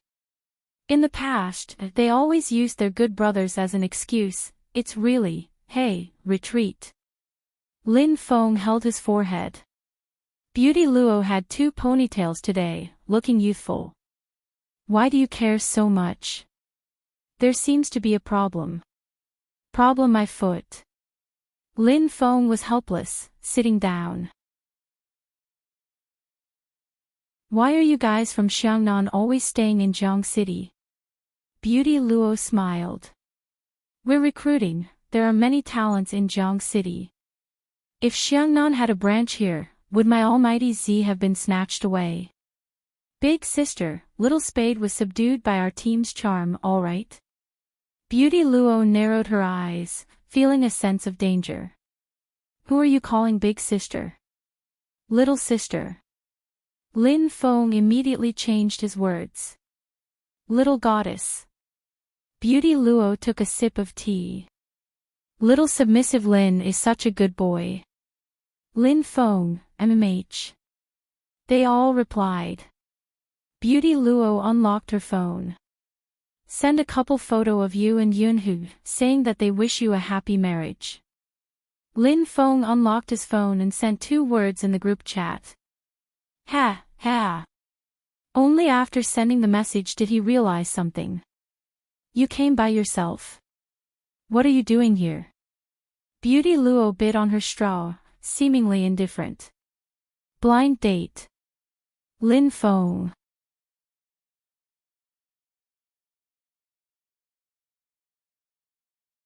Chapter 1492. Blind date. Are you serious? Lin Feng was still in disbelief. Even Yunhu, who was standing at the side, furrowed his brows. Beauty Luo chuckled, is it that strange? I'm one of the older pro players. Plus, it's not like you guys don't know where I came from. The people in small counties are pretty much settled when they reach my age. No, does Poker Face Xiao know about your blind date? Lin Feng grabbed his hair, feeling as though it was a dream. Beauty Luo placed the drink in her hand down, seemingly nonchalant. The captain isn't responsible for the feelings of his team members. Moreover, I'm about to retire. My love life in the future has nothing to do with Xiangnan. The moment the word retire came out, all of Lin Feng's words seemed to have been blocked. He sat there, thinking about something. Their opponent had always been Xiangnan. Luo Luo was one of the few female professional players in the esports industry. She was able to become one of the top sorcerers in the country. Not many people could surpass her in terms of esports. Of course, Little Spade was an exception. But she was such a person. Was she going to retire? Hey, little submissive Lin, what's with your expression? Beauty Luo tilted her head, revealing her white teeth. She had a fresh aura. Isn't it normal for people in our industry to retire? But she couldn't find a reason to stay by that person's side. She knew that things would come to this stage. That was why she didn't expose him. I know, it's normal. Lin Feng stood up, suddenly wanting to smoke a cigarette. Yunhu held him down. Captain, they are coming soon. Let's go get the tickets first. Qin Mo is coming too. Beauty Luo raised her eyebrows. My god, Z is definitely coming too. Are you guys dating? Lin Feng reached out and patted her head. Don't spout nonsense. Alright, the movie is about to start. Beauty Luo wasn't angry. Go get the tickets if you need them. Don't show off your love in front of me. Lin Feng knew to correct her. His mood was much more relaxed than before. Since the other party could accept it, there was nothing else. Luo was right, retirement was a normal thing in their industry. But there was a kind of banquet that no one wanted to end. Lin Feng still felt that he had to do something. When he followed Yunhu to collect the tickets, he swiped open his phone and sent a WeChat message. Poker face Xiao, don't blame me for not reminding you. You better come to the commercial street. Luo is preparing to go on a blind date. If she really succeeds, you won't be able to do anything in the future. After sending the message, Lin Feng stuffed his phone into his pocket. The moment he glanced up, he met Yunhu's gaze. Let's go in first. Yunhu's voice was calm. Captain and the others are already in the underground car park. Lin Feng replied, okay. However, his line of sight was still fixed in the same direction. Yunhu suddenly said, this is the first time I know you are so close to the people from Xiangnan. Want to be good? Lin Feng was confused. Yunhu glanced sideways. People who don't know might think you like her. How is that possible? Lin Feng's reaction was almost instinctive. When Yunhu heard this, his tightly clenched fingers slowly loosened, but his expression was still nonchalant. Why not? Luo is the goddess of the circle. F***ck, are you really slow or are you pretending to be slow? Can't you tell that Luo likes poker face Xiao? Lin Feng was like an emoji. Yunhu just held the movie tickets in his hand and asked slowly, are you really slow or are you pretending to be slow? Can't you tell that I still like you? The moment this sentence came out, in an instant, Lin Feng's emoji seemed to be enchanted. He froze there abruptly. The surrounding sound seemed to have been covered. Regardless of whether it was the sound of the movie preview or the noise of the people coming and going, it seemed to have faded at this moment. The only thing left was the sound that kept replaying in his ears and his increasingly rapid heartbeat. Bang! Bang! Bang! Lin Feng opened his mouth and was about to speak. Yunhu interrupted him. His gaze was incomparably dark. I'm not joking. Choose again. Do you want to be a lover or break off our friendship? There is no third choice. I don't want to be brothers anymore. Choose. Lin Feng was extremely annoyed by the sound of his heartbeat. After hearing the other party's words, he was in a state of eruption. Choose what choice? F***ck. Yunhu, have you forgotten that you have a boyfriend? What are you doing now? Are you having second thoughts? I always knew that your circle is messy. You don't take sleeping with others seriously. You even do it in the bathroom if you like someone. But you can't do this. You. Before he could finish his words, a jacket fell from the top of his head. It had a faint smell of tobacco and popcorn. It directly dragged him to a certain place. Lin Feng couldn't see. The only thing he could feel was that his entire body was pressed against the wall by the other party. The back of his head touched the wall. He wanted to move. A familiar breath suddenly pasted on his lips. Both of them had just drunk tea. There was still a faint taste of Longjing tea between their lips. But it was this faint taste that made Lin Feng's scalp go numb. Because he clearly knew that Yunhu was kissing him. In such a place. In the crowded cinema. Even though his head was covered with a jacket. But they were so close to each other. There was a possibility of being discovered. Even if they couldn't be discovered. But Lin Feng's heart felt as though it was about to explode. It beat faster and faster. The faster it beat, the hotter it became. Yunhu seemed to have planned it from the start. He wouldn't let him off just like that. It was different from the previous times. The lack of oxygen made Lin Feng's waist weak even after he pushed him away. Not to mention the silver strands that flowed down the corner of his mouth. F***ck.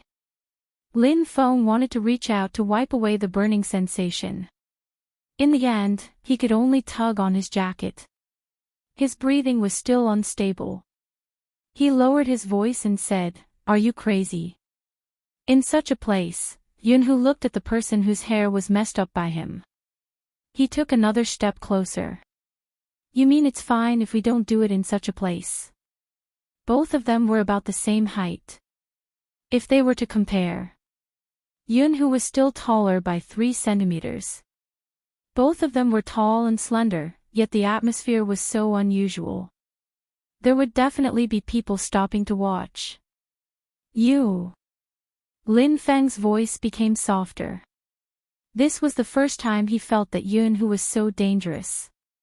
In the past, Yunhu had never been like this.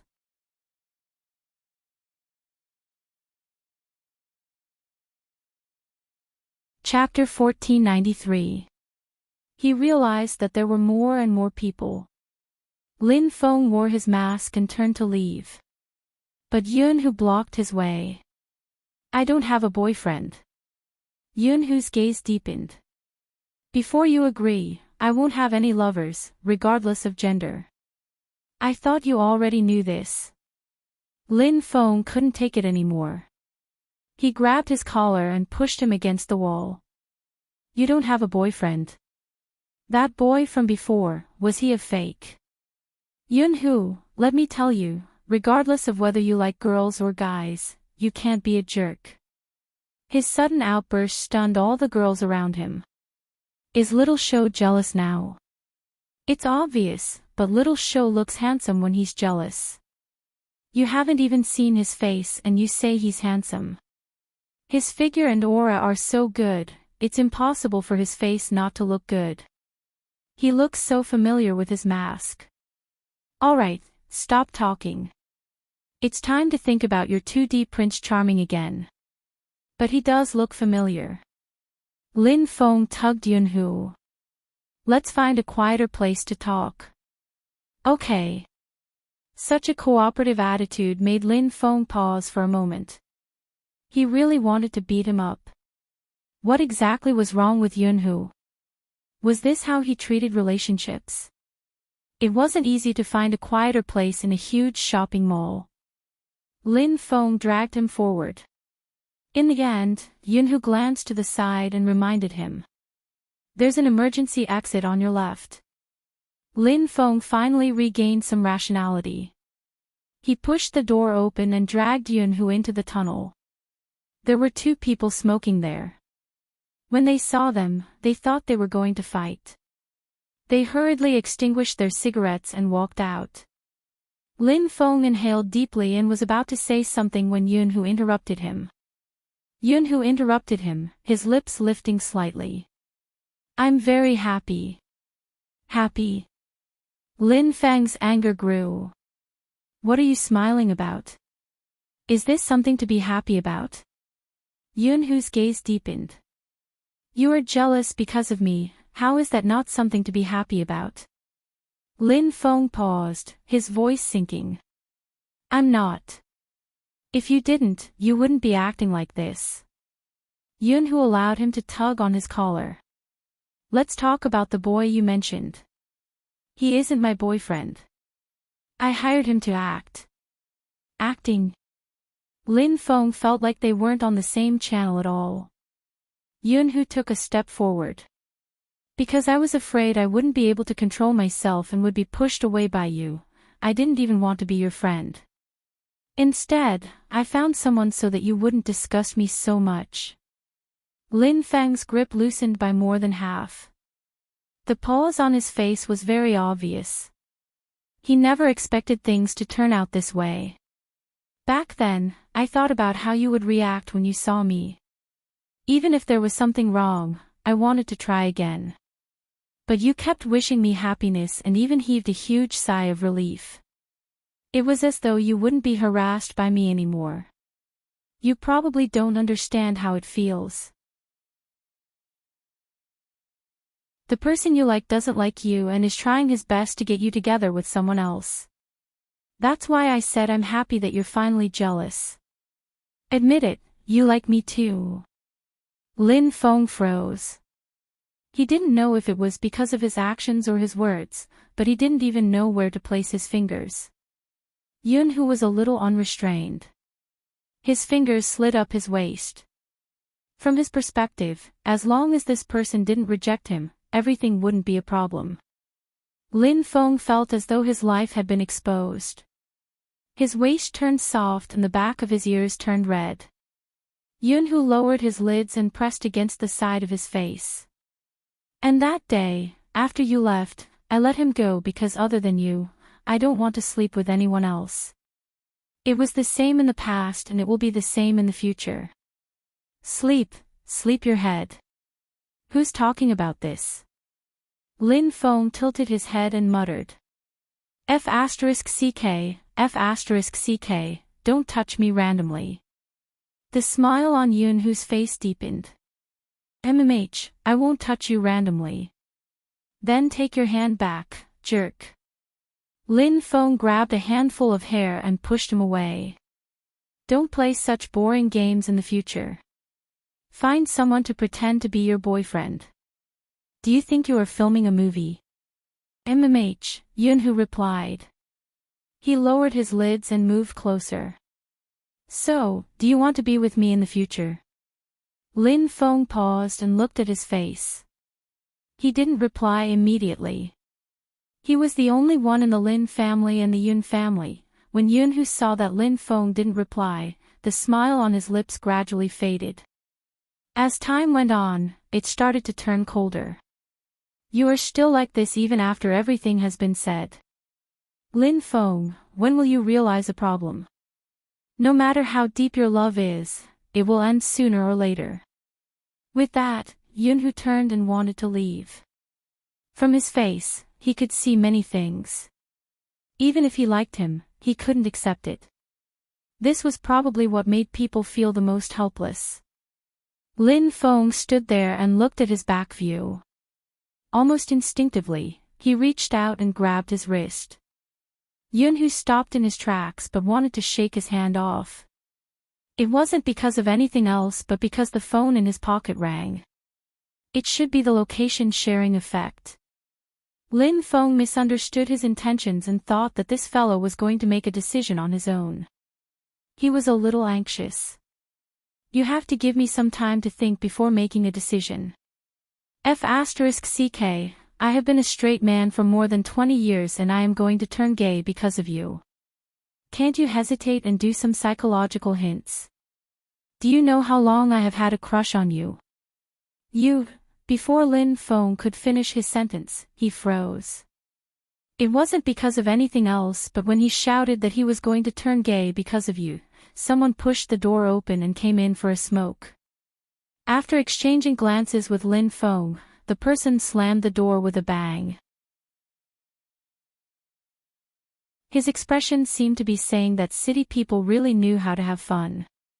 Lin Feng wanted to grab his hair again. But it wasn't over yet. Soon, a round of applause came from above him.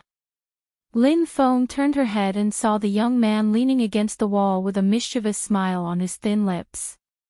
Her left hand gently patted her right hand. Team Flower Lin, your coming out declaration is really out of the ordinary. Turning gay because of you. You scared all the people who wanted to smoke. It's really new. Lin Feng's eyes lit up. Lin Feng opened his mouth. F***ck, when did Little Spade come? And the captain standing behind her. Why didn't he say anything?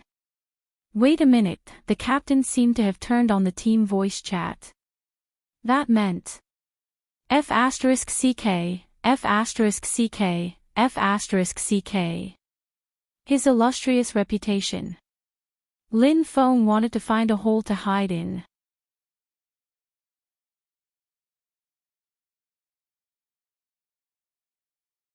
Chapter 1494.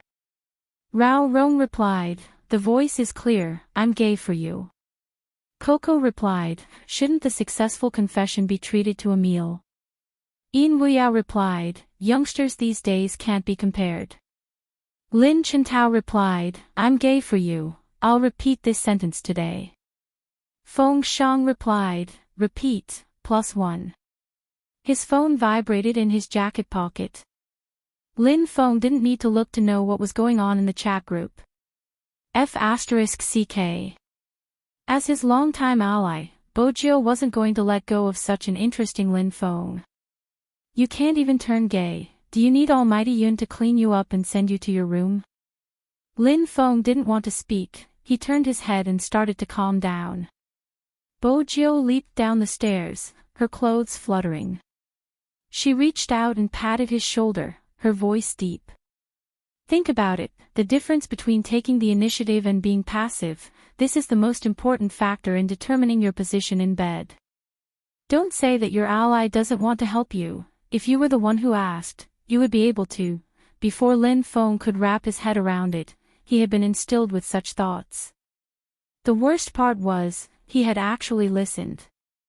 No, little spade, is it appropriate for a girl like you to discuss such a topic with me?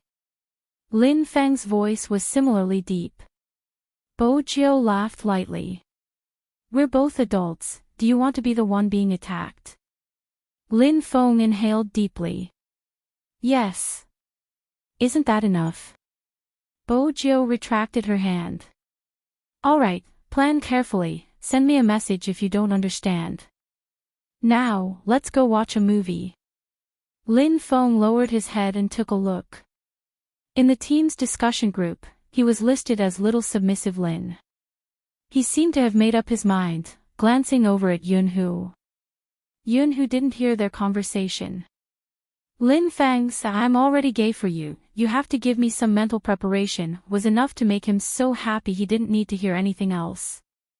If there wasn't someone beside them, he would probably have pushed him against the wall and bullied him.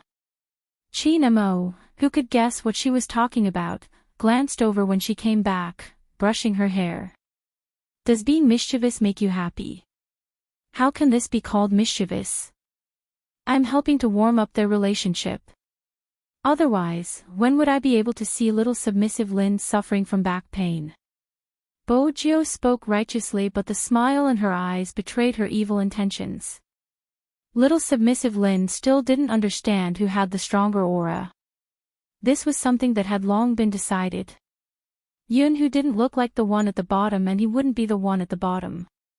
Little submissive Lin was still too naive.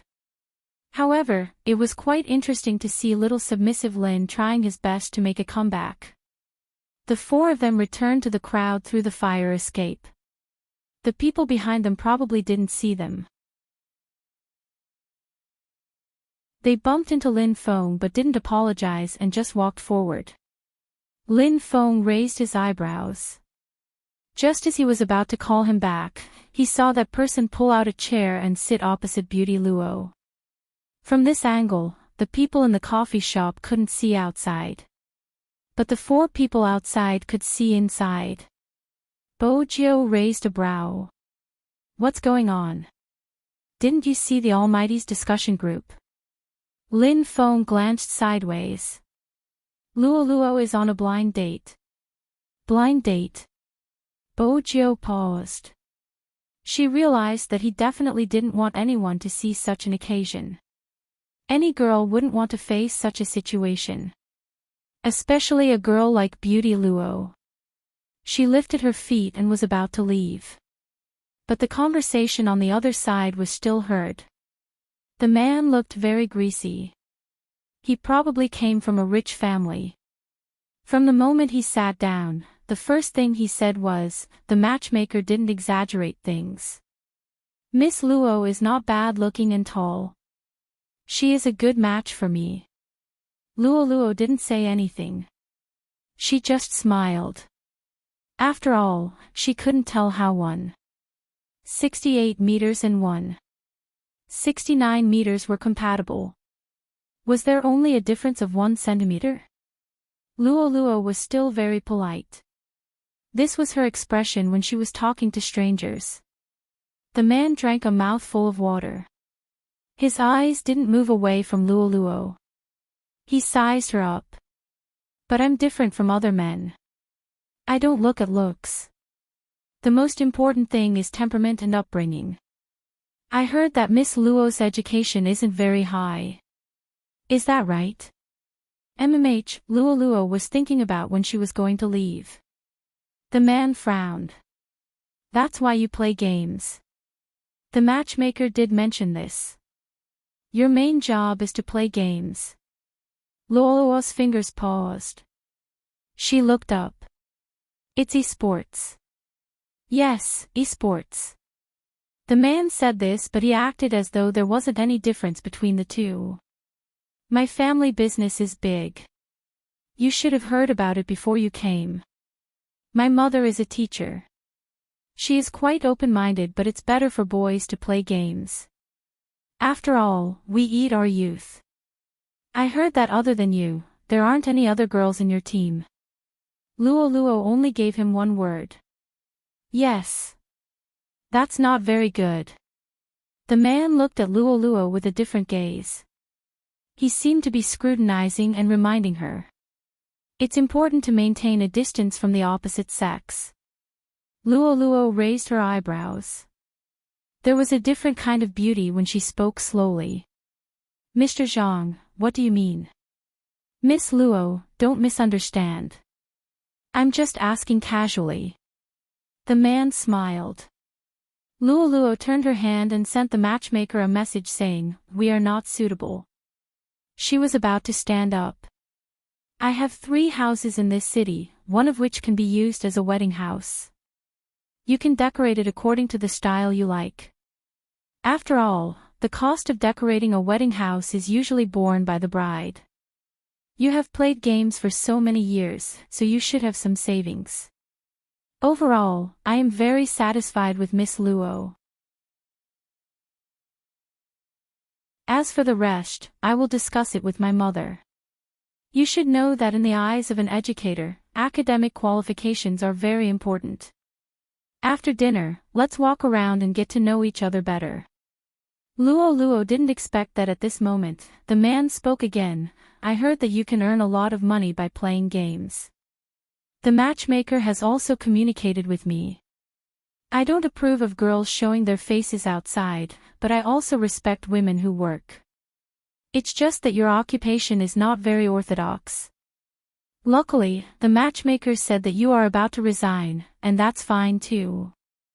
I've seen many professional gamers who don't compete and just do live broadcasts at home to earn a lot of money, as long as you pay attention to your attire during the broadcast. I'm a very open-minded person, and it's easy to mediate family matters. You should also understand my job. That aunt of yours from the county town came to me for treatment.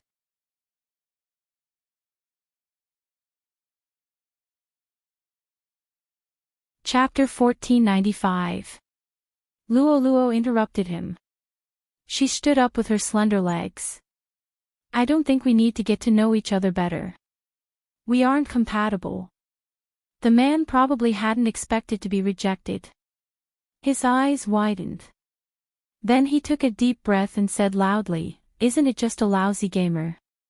Why are you so arrogant?" Luo glanced back. Her gaze was cold. I'll tell you one more time. I play sports.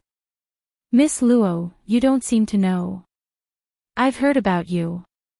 You're a girl with no background. You were able to become a professional gamer because you did things that others weren't willing to do. You're good now, but who knows where your money came from? You imitated other people's moves, hugged the thighs of professional gamers, and used your beauty to enter the eyes of the higher-ups. Don't keep saying that you play sports. No matter how nice you sound, you're just a peripheral gamer who plays games that are slightly more advanced. That's right, Luo said. Because Luo was beautiful, many people had been looking at her when she had first entered the shop. Moreover, the two of them looked like they were on a blind date.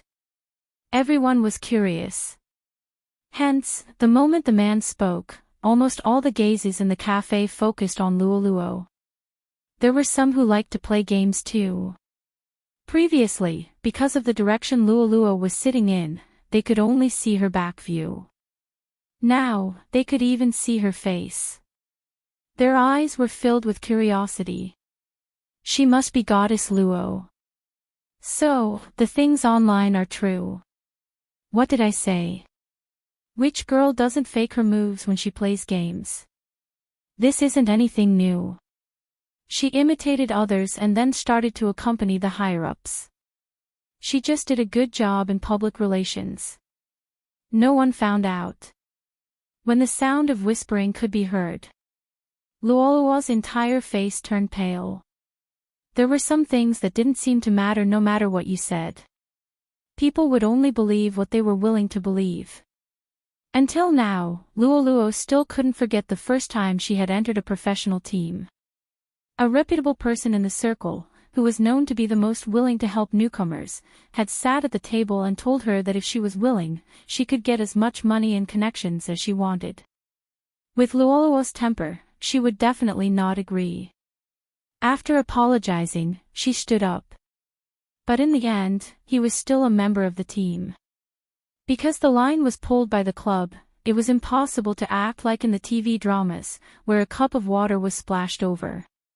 In reality, Luoluo had been a little scared at that time. At that time, she had never imagined that such things existed in her favorite industry. Even her left hand was trembling when she walked out. She had originally thought that her agent would stand up for her after hearing about what had happened. Unexpectedly, her manager only said, "Pretend that nothing happened. Luoluo, this is for your own good."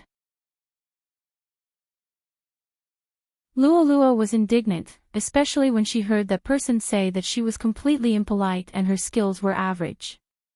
Impulsively, he replied on the internet. The man changed the topic and talked about what happened last night. He said, "Girls need to be reserved. It's easy for people to misunderstand you when you're so proactive. You used to be cold and hardworking before, but when you're at the table, you're completely different. You don't need to wear revealing clothes, but some of your actions are so passionate that it makes people uncomfortable." A lot of people started to follow suit, basically asking for details. There was no lack of people in the industry who would give you an answer. Another girl in the team jumped out and pretended not to know anything. "No wonder Sister Luoluo wasn't with us last night. She had another dinner appointment. That's weird. After all, Sister Luoluo doesn't look like that kind of person." As expected of the old saying, you can't judge a book by its cover. Luoluo couldn't remember how many people had guessed her at the start. It was just that in every match, he would always receive strange looks from the audience. That kind of gaze, when it landed on her body, she would always want to open her mouth and say something. But at the same time, she realized that no matter what she said, no one would listen to her. Because they would ask her why she didn't say anything back then. They would even say that if she wasn't willing, she shouldn't go. Or perhaps it was all for money. If not, they would have caused a ruckus a long time ago. From the time the incident happened to the time she left the team, she had experienced the darkest days of the 3 months. It wasn't that she hadn't thought of giving up. When she was alone, she just wanted to cry. But she couldn't cry because there were many people looking at her, waiting for her to fall. Even if they couldn't replace her position, they could use her as a topic to talk about her. It would make them feel that they were facing a common enemy. During the live stream, the bullet screen was filled with scolding. Even so, she had to go online on time to play the game. If not, she would feel guilty and didn't dare to face the public. This matter followed her into Xiangnan. Then, after the results of the competition were released, her attitude gradually improved. Luoluo really thought that she could prove herself this way. But now, from the looks of it, that wasn't the case. People would only see what he wanted to see. For a moment, Luoluo would think about what exactly she was persevering for. It was too difficult to admit that she was a lousy gamer. It was too difficult to just treat playing games as a money-making job. But so what? No one would believe that she truly loved it. The man looked at Luoluo's expression and became even more delighted. That's why I said that one shouldn't be too arrogant. Those things about you are no longer spread. Do you really think that you are a goddess that people are fighting over? But this time, before he could finish his sentence, a lazy voice interrupted him. However, she was interrupted by a lazy voice. She has always been a goddess. It was Bojo. She stuffed one hand into her pocket and walked over. Her handsome face didn't seem feminine at all. On the contrary, because of her messy silver hair and black windbreaker, she gave off an impactful aura.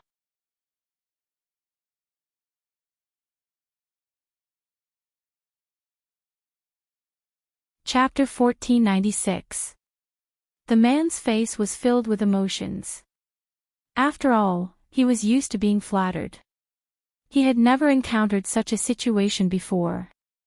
He could even hear the discussions around him. They seemed to be pointing at him. The man flew into a rage. Miss Luo, you are really interesting. Since you already have a man, why did you come out for a blind date? Bojo's eyes narrowed. She tugged the man's collar and smiled devilishly. Mr. Zhang's eyesight isn't good. Which eye of yours saw that I'm a man? But it is true. As a man, you aren't even as tall as a lady. It isn't strange for you to have such thoughts. You. Men hated it the most when people made an issue of their height. Right now, he wanted to tear them apart. Hearing the laughter around him, his voice deepened. These days are really sick. There are so many people who are neither male nor female. Come to think of it, for someone like Miss Luo, only someone like you is fit to be with someone like you. When Luoluo heard this, the look in her eyes changed. She took a step forward. But her wrist was suddenly pulled back. Her back was pressed into an embrace that smelled like research water. That smell was very familiar. Every time she encountered a weakness during training, he would hold her mouse and demonstrate a more accurate way to play. He would hold her mouse behind her back and demonstrate a more accurate way to play. Even though they were often together, they had never been so close to each other. Luoluo couldn't help but look at his slender fingers. Even though they were often together, they had never been so close to each other. When she lowered her head, her long hair landed on his wrist. Luoluo froze. Why was he here? How much did he hear? Luoluo didn't want him to see her weakness. Regardless of which aspect it was. Is this what you meant by something? Xiao Jing was wearing a white coat. He must have come out of the research institute just now. When he turned his head, his side profile was handsome and cold. Luoluo felt the distance between his thin lips and hers. She paused for a moment. I thought it would be settled quickly. Xiao Jing looked at her with a deep gaze. He didn't say anything.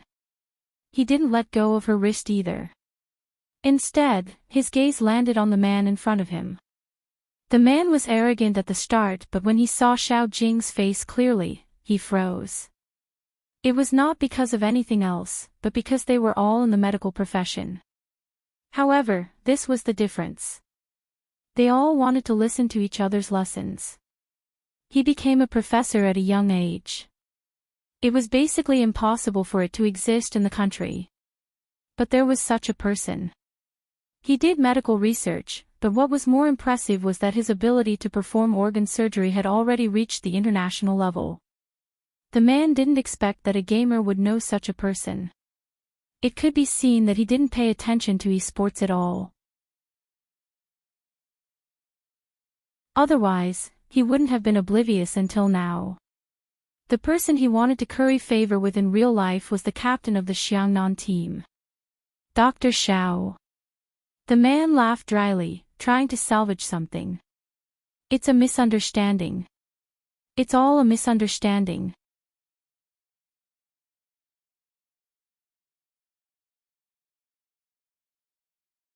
Chapter 1497. If the man's expression had been colorful just a moment ago, his expression was stiff and he couldn't help but smile. Anyone with eyes could see how big the gap between the two of them was. Even a passerby who didn't understand esports could see the difference in them. With such a handsome boyfriend, she didn't need to go on a blind date. Moreover, Xiao Jing was wearing a pair of gold-rimmed spectacles and a white coat. He looked like a doctor who had walked out of a manga. His aura was extraordinary. Luo, who was in his hands, looked like a typical handsome man and beautiful woman. They were a perfect match. Whether it was in terms of height or appearance, it gave people a pleasant feeling. It seemed as though only such a man could suppress Luo's beauty. Hence, it wasn't a sin for a girl to be beautiful. It depended on the person who matched it. After Xiao Jing finished speaking, he wasn't the only one standing there.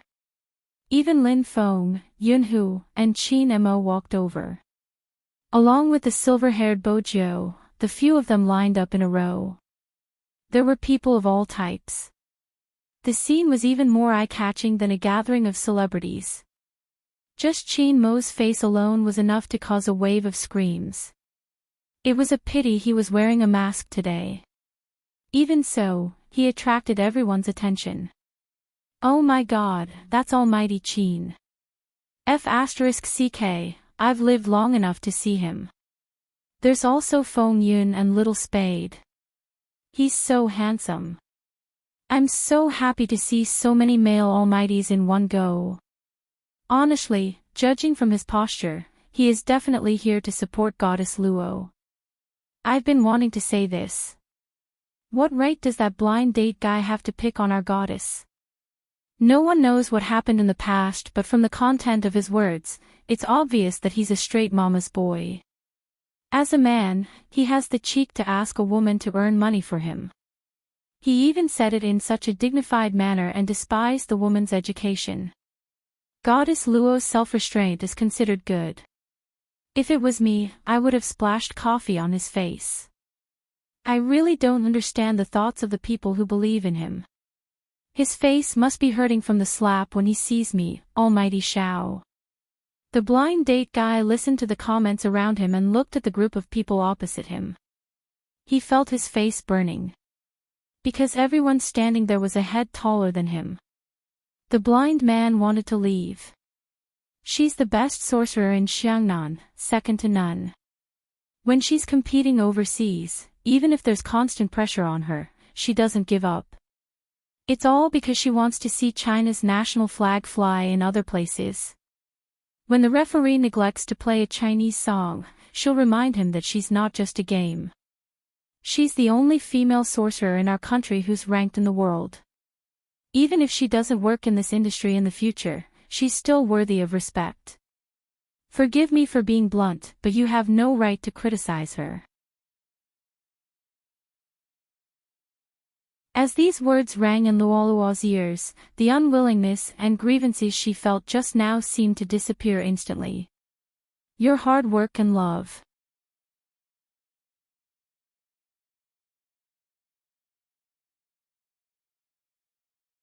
Chapter 1498. Now that things had escalated to such a stage, the blind date guy didn't have the face to stay there anymore. His back view looked as though he was escaping. Lin Feng tilted his head and said to Yun Hu, "Have you ever heard Xiao Jing say so many words in the past?" No. Yun Hu noticed that he was leaning over. He held on to the popcorn and moved closer to Lin Feng. Lin Feng himself didn't notice anything wrong. He muttered to himself, "We've fought so many matches, but I haven't heard him say many words. Today, this guy probably said a year's worth of words in one go. He must be anxious." Bo Jiu lifted her lips and joined in the gossip. How did he know that Luo was here? Lin Feng straightened his back and revealed his canine teeth. Of course, I had the foresight to inform him. Well done. Bo Jiu sounded lazy. I didn't expect Senior Lin to be so smart. Lin Feng. This didn't sound like a compliment. Today's day was also very different from the rest. From the 2 at the start, there were 4 of them, and now, there were 6 of them. They stood there majestically. All of their looks were on point. It was indeed eye-catching. "Hey, will we be recognized?" Lin Feng asked again. Bojo glanced over. "Senior, you're really slow. F***CK, what should we do?" Lin Feng didn't want to be chased. Besides, he wasn't in a good state today. Bojo straightened. "There won't be anyone staring at you if you check in." At the start, Lin Feng felt that it was a good idea. He felt the same when he sat down. But after 30 seconds had passed, Fang Jingji's expression changed. Only then did he realize that something was wrong. The people sitting in this row were all couples. Only he and Yun who were males. Lin Feng could feel the 2 girls in front of him turning back to look at them. He was too naive. How could he believe Little Spade's words? No one was staring at him. To make himself look less awkward, Lin Feng reached over to grab a handful of popcorn and stuffed it into his mouth. Unexpectedly, he grabbed Yunhu's hand. As if he had been electrocuted, Lin Feng's back suddenly stiffened. He explained, I just want to eat some popcorn."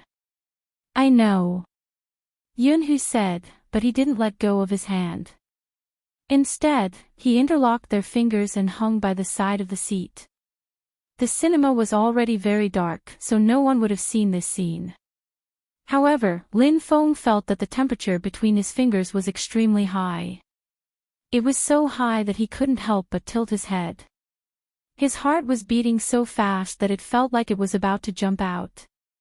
He did not know if it was because he was worried about being seen by others, or simply because he was holding his hand. In fact, none of the 6 people who came were watching the movie carefully. Chi Nemo placed his hand behind her back, caressing her hair casually. Suddenly, he seemed to have thought of something. He turned and said in a low voice, "The next time we watch a movie, we'll do it together." "MH?" Bojo raised her eyebrows in confusion.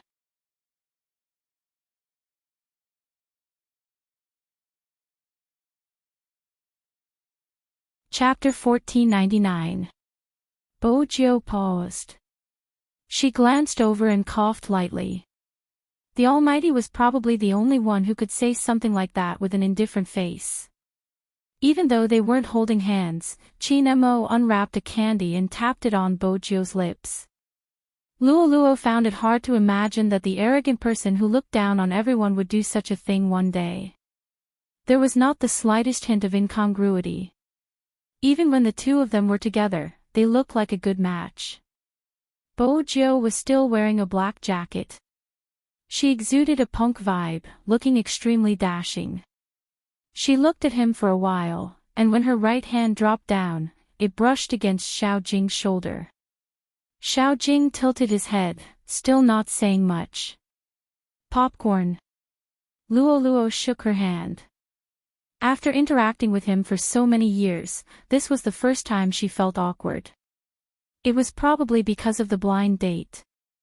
She couldn't really look at that face. In fact, he was always by this person's side. It's really hard to fall for other men. In the past, he always wore a battle uniform, but now he was wearing a white coat. Luoluo had always known the difference between the 2 of them. Ever since she found out about the other party's background, she no longer had any other thoughts. However, compared to his proud background, Lin Fan was not as arrogant as him. What she felt the most inferior about was her educational background. In the esports industry, there were very few people who could still play well after the age of 20. She had entered the circle too early. At that time, she probably loved it too much. In order to enter a professional team, she didn't even think about learning or not. When she really came into contact with it, she realized that whether it was the live streaming platform or the club, there would be a huge influx of people every time they recruited. She did play well, but in order to stand out in the crowd, a long period of high-intensity training was essential. Not only her, but most of the people were the same. The outside world probably didn't understand where their pressure came from. In a small city, the internet industry was not developed at all. No matter how things developed, in their eyes, you were just a lousy game. Compared to people of the same age who were already immersed in their studies, entering a professional team to play sports was simply a fool's dream. Back then, it wasn't like now, where they could only get a small basic salary. Because he hadn't officially joined the competition yet. Many people told themselves that they had to persevere. As long as they made it through, nothing was impossible. LoveLore wouldn't underestimate the decisions made by some girls at that time. People who have not experienced it. He probably didn't understand. How much pressure did he have to bear?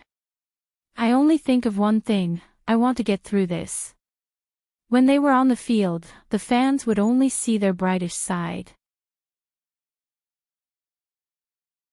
More than 10 hours of training every day. Every match would have a record of the data. You have to keep your form. Usually, there would be a total of 50 people trained, and in the end, only 1 or 2 would be left as substitutes. The others will give you the money for the train and let you go home. This was the truest life they had ever led. She and the person who could do scientific research while playing games, and even had a certain level of attainment in the medical field, were like 2 different worlds. She likes money too much. Without money, there was no sense of security. As for him, he had never been short of money. He was as clear and bright as the moon. It wasn't that he hadn't thought of confessing. He remembered when Xiangnan won the championship in the first national competition.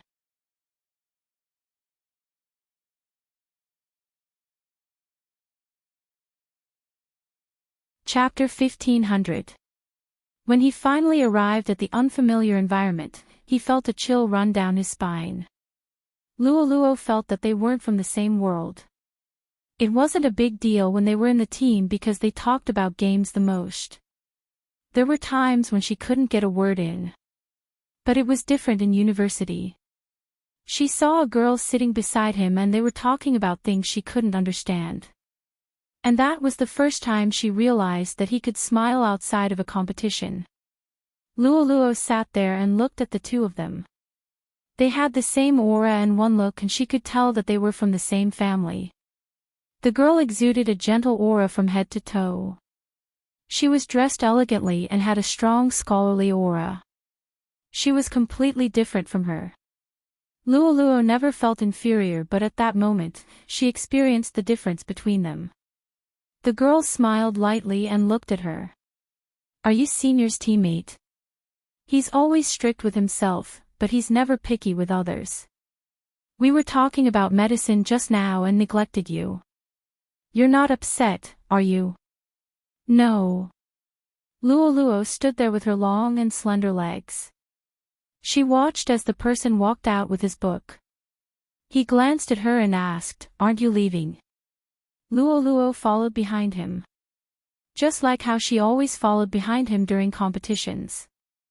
She said impulsively, "Captain, what do you think about dating people in the industry?" "I'm not interested." The person didn't even turn his head. He didn't speak much. These 4 words made LoveLore understand one thing. Fortunately, she didn't confess excitedly. If that was the case, the situation would have been awkward. "What's wrong?" Xiao Jing glanced back and frowned. LoveLore shook her head and followed behind him. However, during the afternoon training, she wasn't in her best condition. She didn't even play well during the live stream.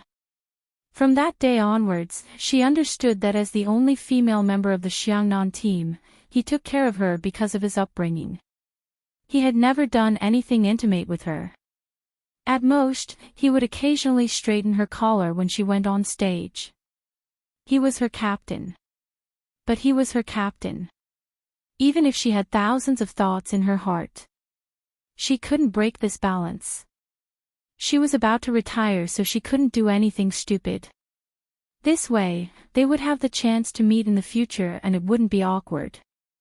Luo lowered her gaze and took a sip of the drink in her hand. On their left sat Feng and Yun while on their right sat Bojiao and Qin Mo. Being stuck in the middle like this was really easy for people to misunderstand. Luo could only try her best to lean towards Bojiao. But for some reason, it attracted the attention of that person. He just looked at her and said nothing. This made Luo feel even more uncomfortable. In the captain's world, there was no such thing as a blind date. That was why he was sizing her up like this. Don't tell Zhao Sanpang about what happened today. If he finds out, the entire team will know. Xiao Jing looked at the chagrin on her beautiful face and said indifferently, "This is the first time you've lied." Ha! Luo couldn't keep up with her captain's thoughts. Xiao Jing didn't bother to say much and just tapped his wrist. Luo finally remembered that she had indeed found an excuse to not tell the truth because she had come for a blind date. Let's go. Xiao Jing stood up first.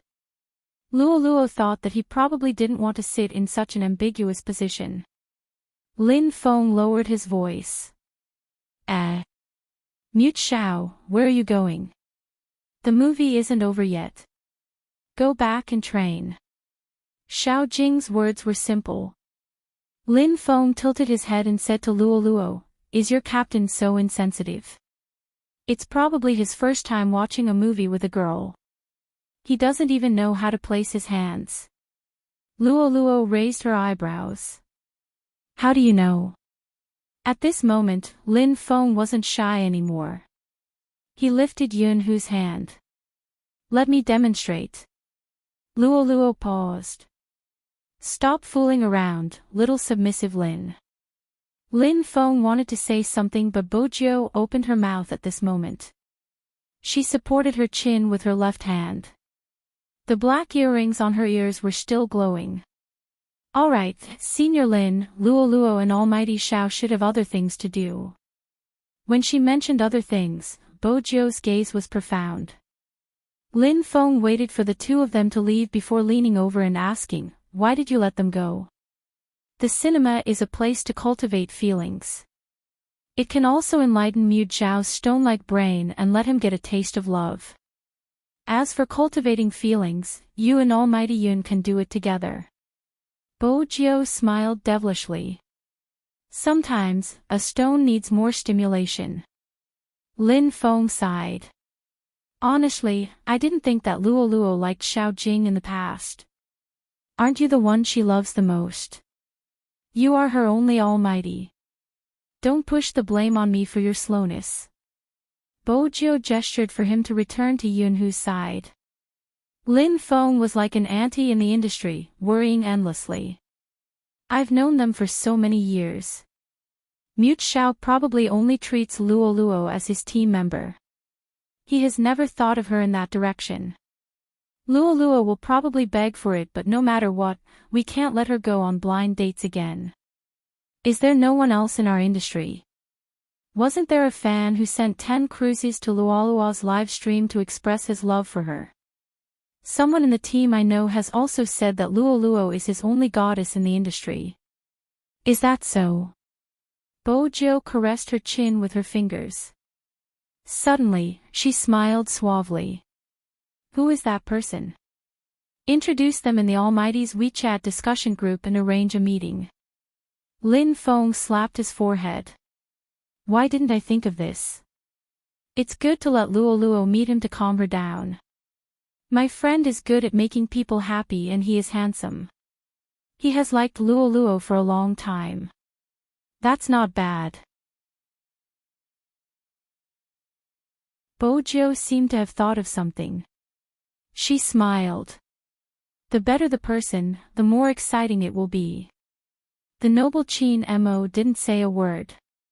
He just glanced sideways at a certain someone. Lin Feng frowned. Why do I feel that your smile doesn't have any good intentions? Am I? Bojiao was nonchalant. I'm contributing to LoveLore's marriage. After all, she is one of the few esports players I like. Aren't you the same? Lin Feng looked serious. I like her the most among the female players. Is that so? Yunhu glanced at Lin Feng. Lin Feng didn't realize what danger was. He nodded and said, yes. Yunhu's eyes dimmed. This was probably his insecurity. He was a straight man through and through. His love for girls would always be stronger than for boys. Even if it wasn't that kind of love. It made him jealous. Yunhu pinched a piece of popcorn with his fingers. He played with it. He was thinking about how he could make her his.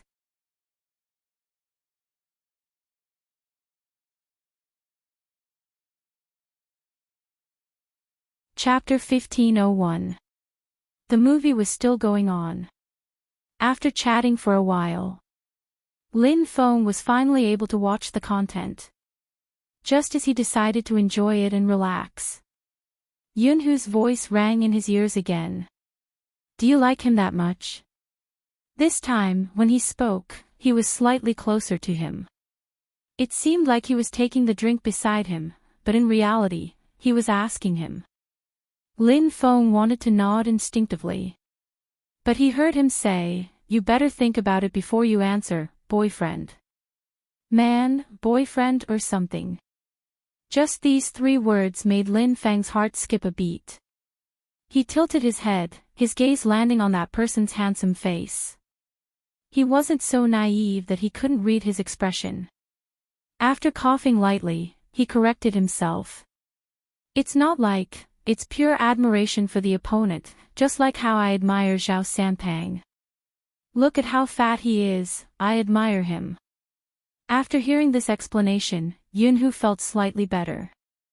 After putting down the drink, he didn't retract his hand. Instead, he held on to Lin Feng's hand like before.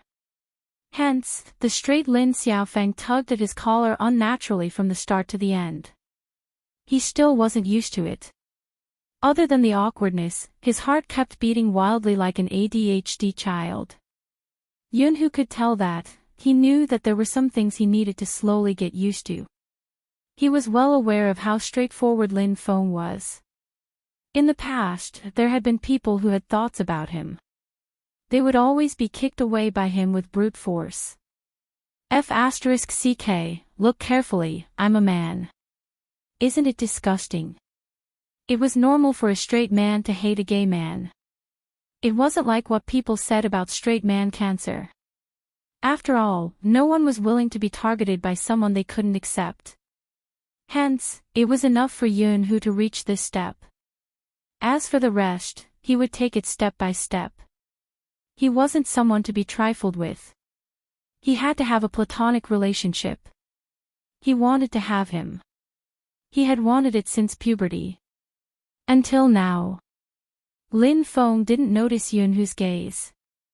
In order to divert his attention, he focused on the Almighty's WeChat discussion group. He was emphasizing that he was the one with the aura. World's most handsome fatty, your aura isn't even worth mentioning in front of Yunhu. Lin Feng, how about this, if you really feel pain, come to me and cry in my arms. I've already gotten over love. This world looks at one's face, not one's gender. I'm already so handsome, there's really no challenge. Unless someone takes a liking to my talent, that would be the true love of my life. Bojiu saw the opportunity and said, it will be difficult for you to find your true love. World's most handsome fatty. Little Spade, stay away from Qin Mo in the future. What have you learned? It was just a normal conversation. Suddenly, someone said, by the way, someone said that Luo went on a blind date. Luo went to have a date with him. Bojiu's voice was calm. What does it matter if it's real or fake? Luo has been single for so many years. Isn't it normal for them to meet each other for a meal? The man continued, so it's true. It seems like Luoluo's dark history was dug out. Bojo narrowed her eyes, the edges of her lips turning cold. 2 messages popped up in the group chat. The person had been kicked out of the group. Other than Chin Mo, who was sitting beside her, there was another person.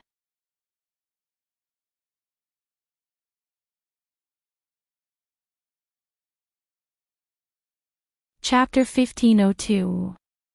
Xiao Jing. When Bojo saw this name, she raised her eyebrows and a playful look appeared in her eyes. Then, she nudged Lin Feng. Senior. Lin Feng glanced over. What? Hurry up and ask your friend to meet Luoluo. I feel that something interesting is going to happen. Lin Feng didn't understand why Little Spade was suddenly so interested in introducing people. But there was something he had to say in the group chat. Good kick. Spade Z, good kick +1. This discussion group was established a long time ago. Most of the people in it were there when the concept of professional teams came out. Then, this discussion group was passed to Chin Mo and Xiao Jing. The common idea was that they could gossip, but they didn't want those with messy thoughts. No matter what their profession was. Once they started to talk about other people's privacy, they might even talk about their appearance, education, and experience. Those who really played games weren't such people. The existence of the discussion group was for them to relax. Secondly, it was for them to exchange their thoughts and tease each other. Even if they weren't in the same team. Because they had the same profession. Hence, they respected each other. They also understood that it wasn't easy along the way. This was the original intention of establishing the discussion group. But it was obvious that some people had started to misinterpret it. They even posted the news of him being kicked on the forum. This way, Luoluo would have a dark history. Some people said that he was too dictatorial. He didn't even allow people to talk about what he did. Almighty Xiao was so protective of a certain someone. Some people said that Luoluo would forever be their goddess. However, no matter what they said, Luoluo would always be their goddess. However, this scene would eventually become lonely. Because on that day, after Luoluo returned home, she didn't know why. She was supposed to live stream the next day. But after the movie ended, she played a round of games. She played a solo game with every sorcerer. This time, when she played, people noticed the order of the heroes she used. The first sorcerer was the character she used on the first day she joined Xiangnan. The second sorcerer was the character she used when Xiangnan entered the National League. The third sorcerer was the character she used with Xiao Sanpang and Captain Xiao to kill Chin Mo. The fourth mage was the character she had used when they won the first national championship. Someone once said that in that year, people had truly witnessed Goddess Luo's mage. She had strong control and damage output, and she had unleashed the strongest stream of consciousness. From then on, no one said that girls couldn't play professionally anymore. In each of the 4 games, she would talk about how to put on equipment, line up, how to steal money, and how to support the jungle. She didn't seem to have changed.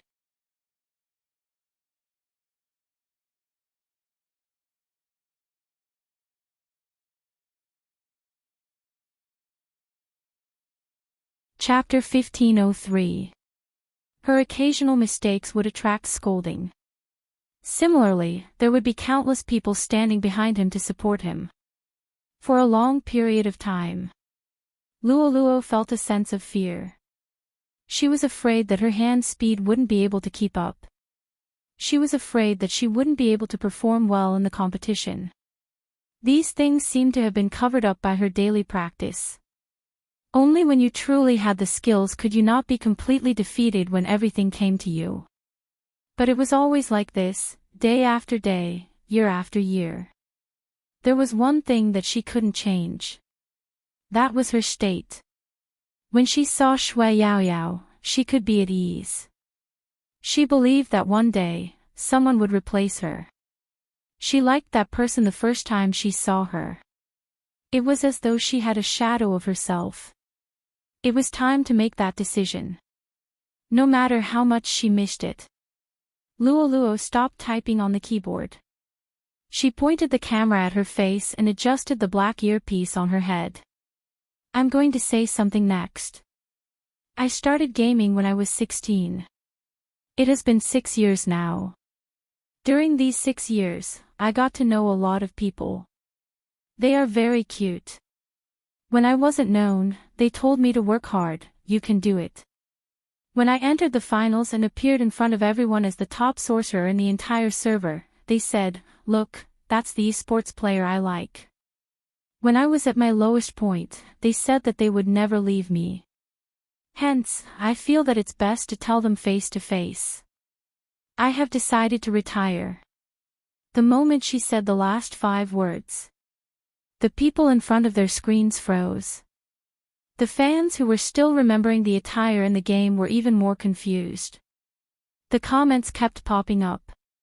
Retire? Why? It must be a lie, right? Goddess, tell me, you must be joking, right? What joke? It must be a publicity stunt. Change to another team and continue playing.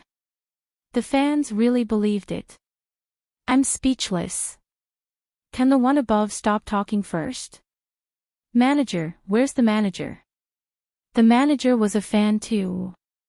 She was a hardcore fan. In reality, she already knew about this a few months ago. At that time, Boss Luo had mentioned it to them, but they hadn't expected it to happen so quickly. Everyone who had liked these sports players didn't want to see them leave. No matter who he liked, it was the same. As a highly ranked sorcerer in the national server, the news of Luo's retirement was like a bomb on the internet. Someone immediately contacted Xiangnan's manager. The manager's reply was, we respect the contestant's decision. In an instant, the news of a Xiangnan team, Flawless Luo officially announcing her retirement from today, could be seen everywhere. Lin Feng didn't expect to come out after watching a movie. He hadn't thought of how to face Yunhu, who had risen from brother to boyfriend. When she saw this message, she immediately wanted to ask Xiao Jing for confirmation. What a joke. Luo retired. He retired just like that. Even if he were to retire, it should be on the national battlefield, no, the battlefield of the world. Before Lin Feng could make the call, Bojiu reached out and held onto his wrist. What are you doing?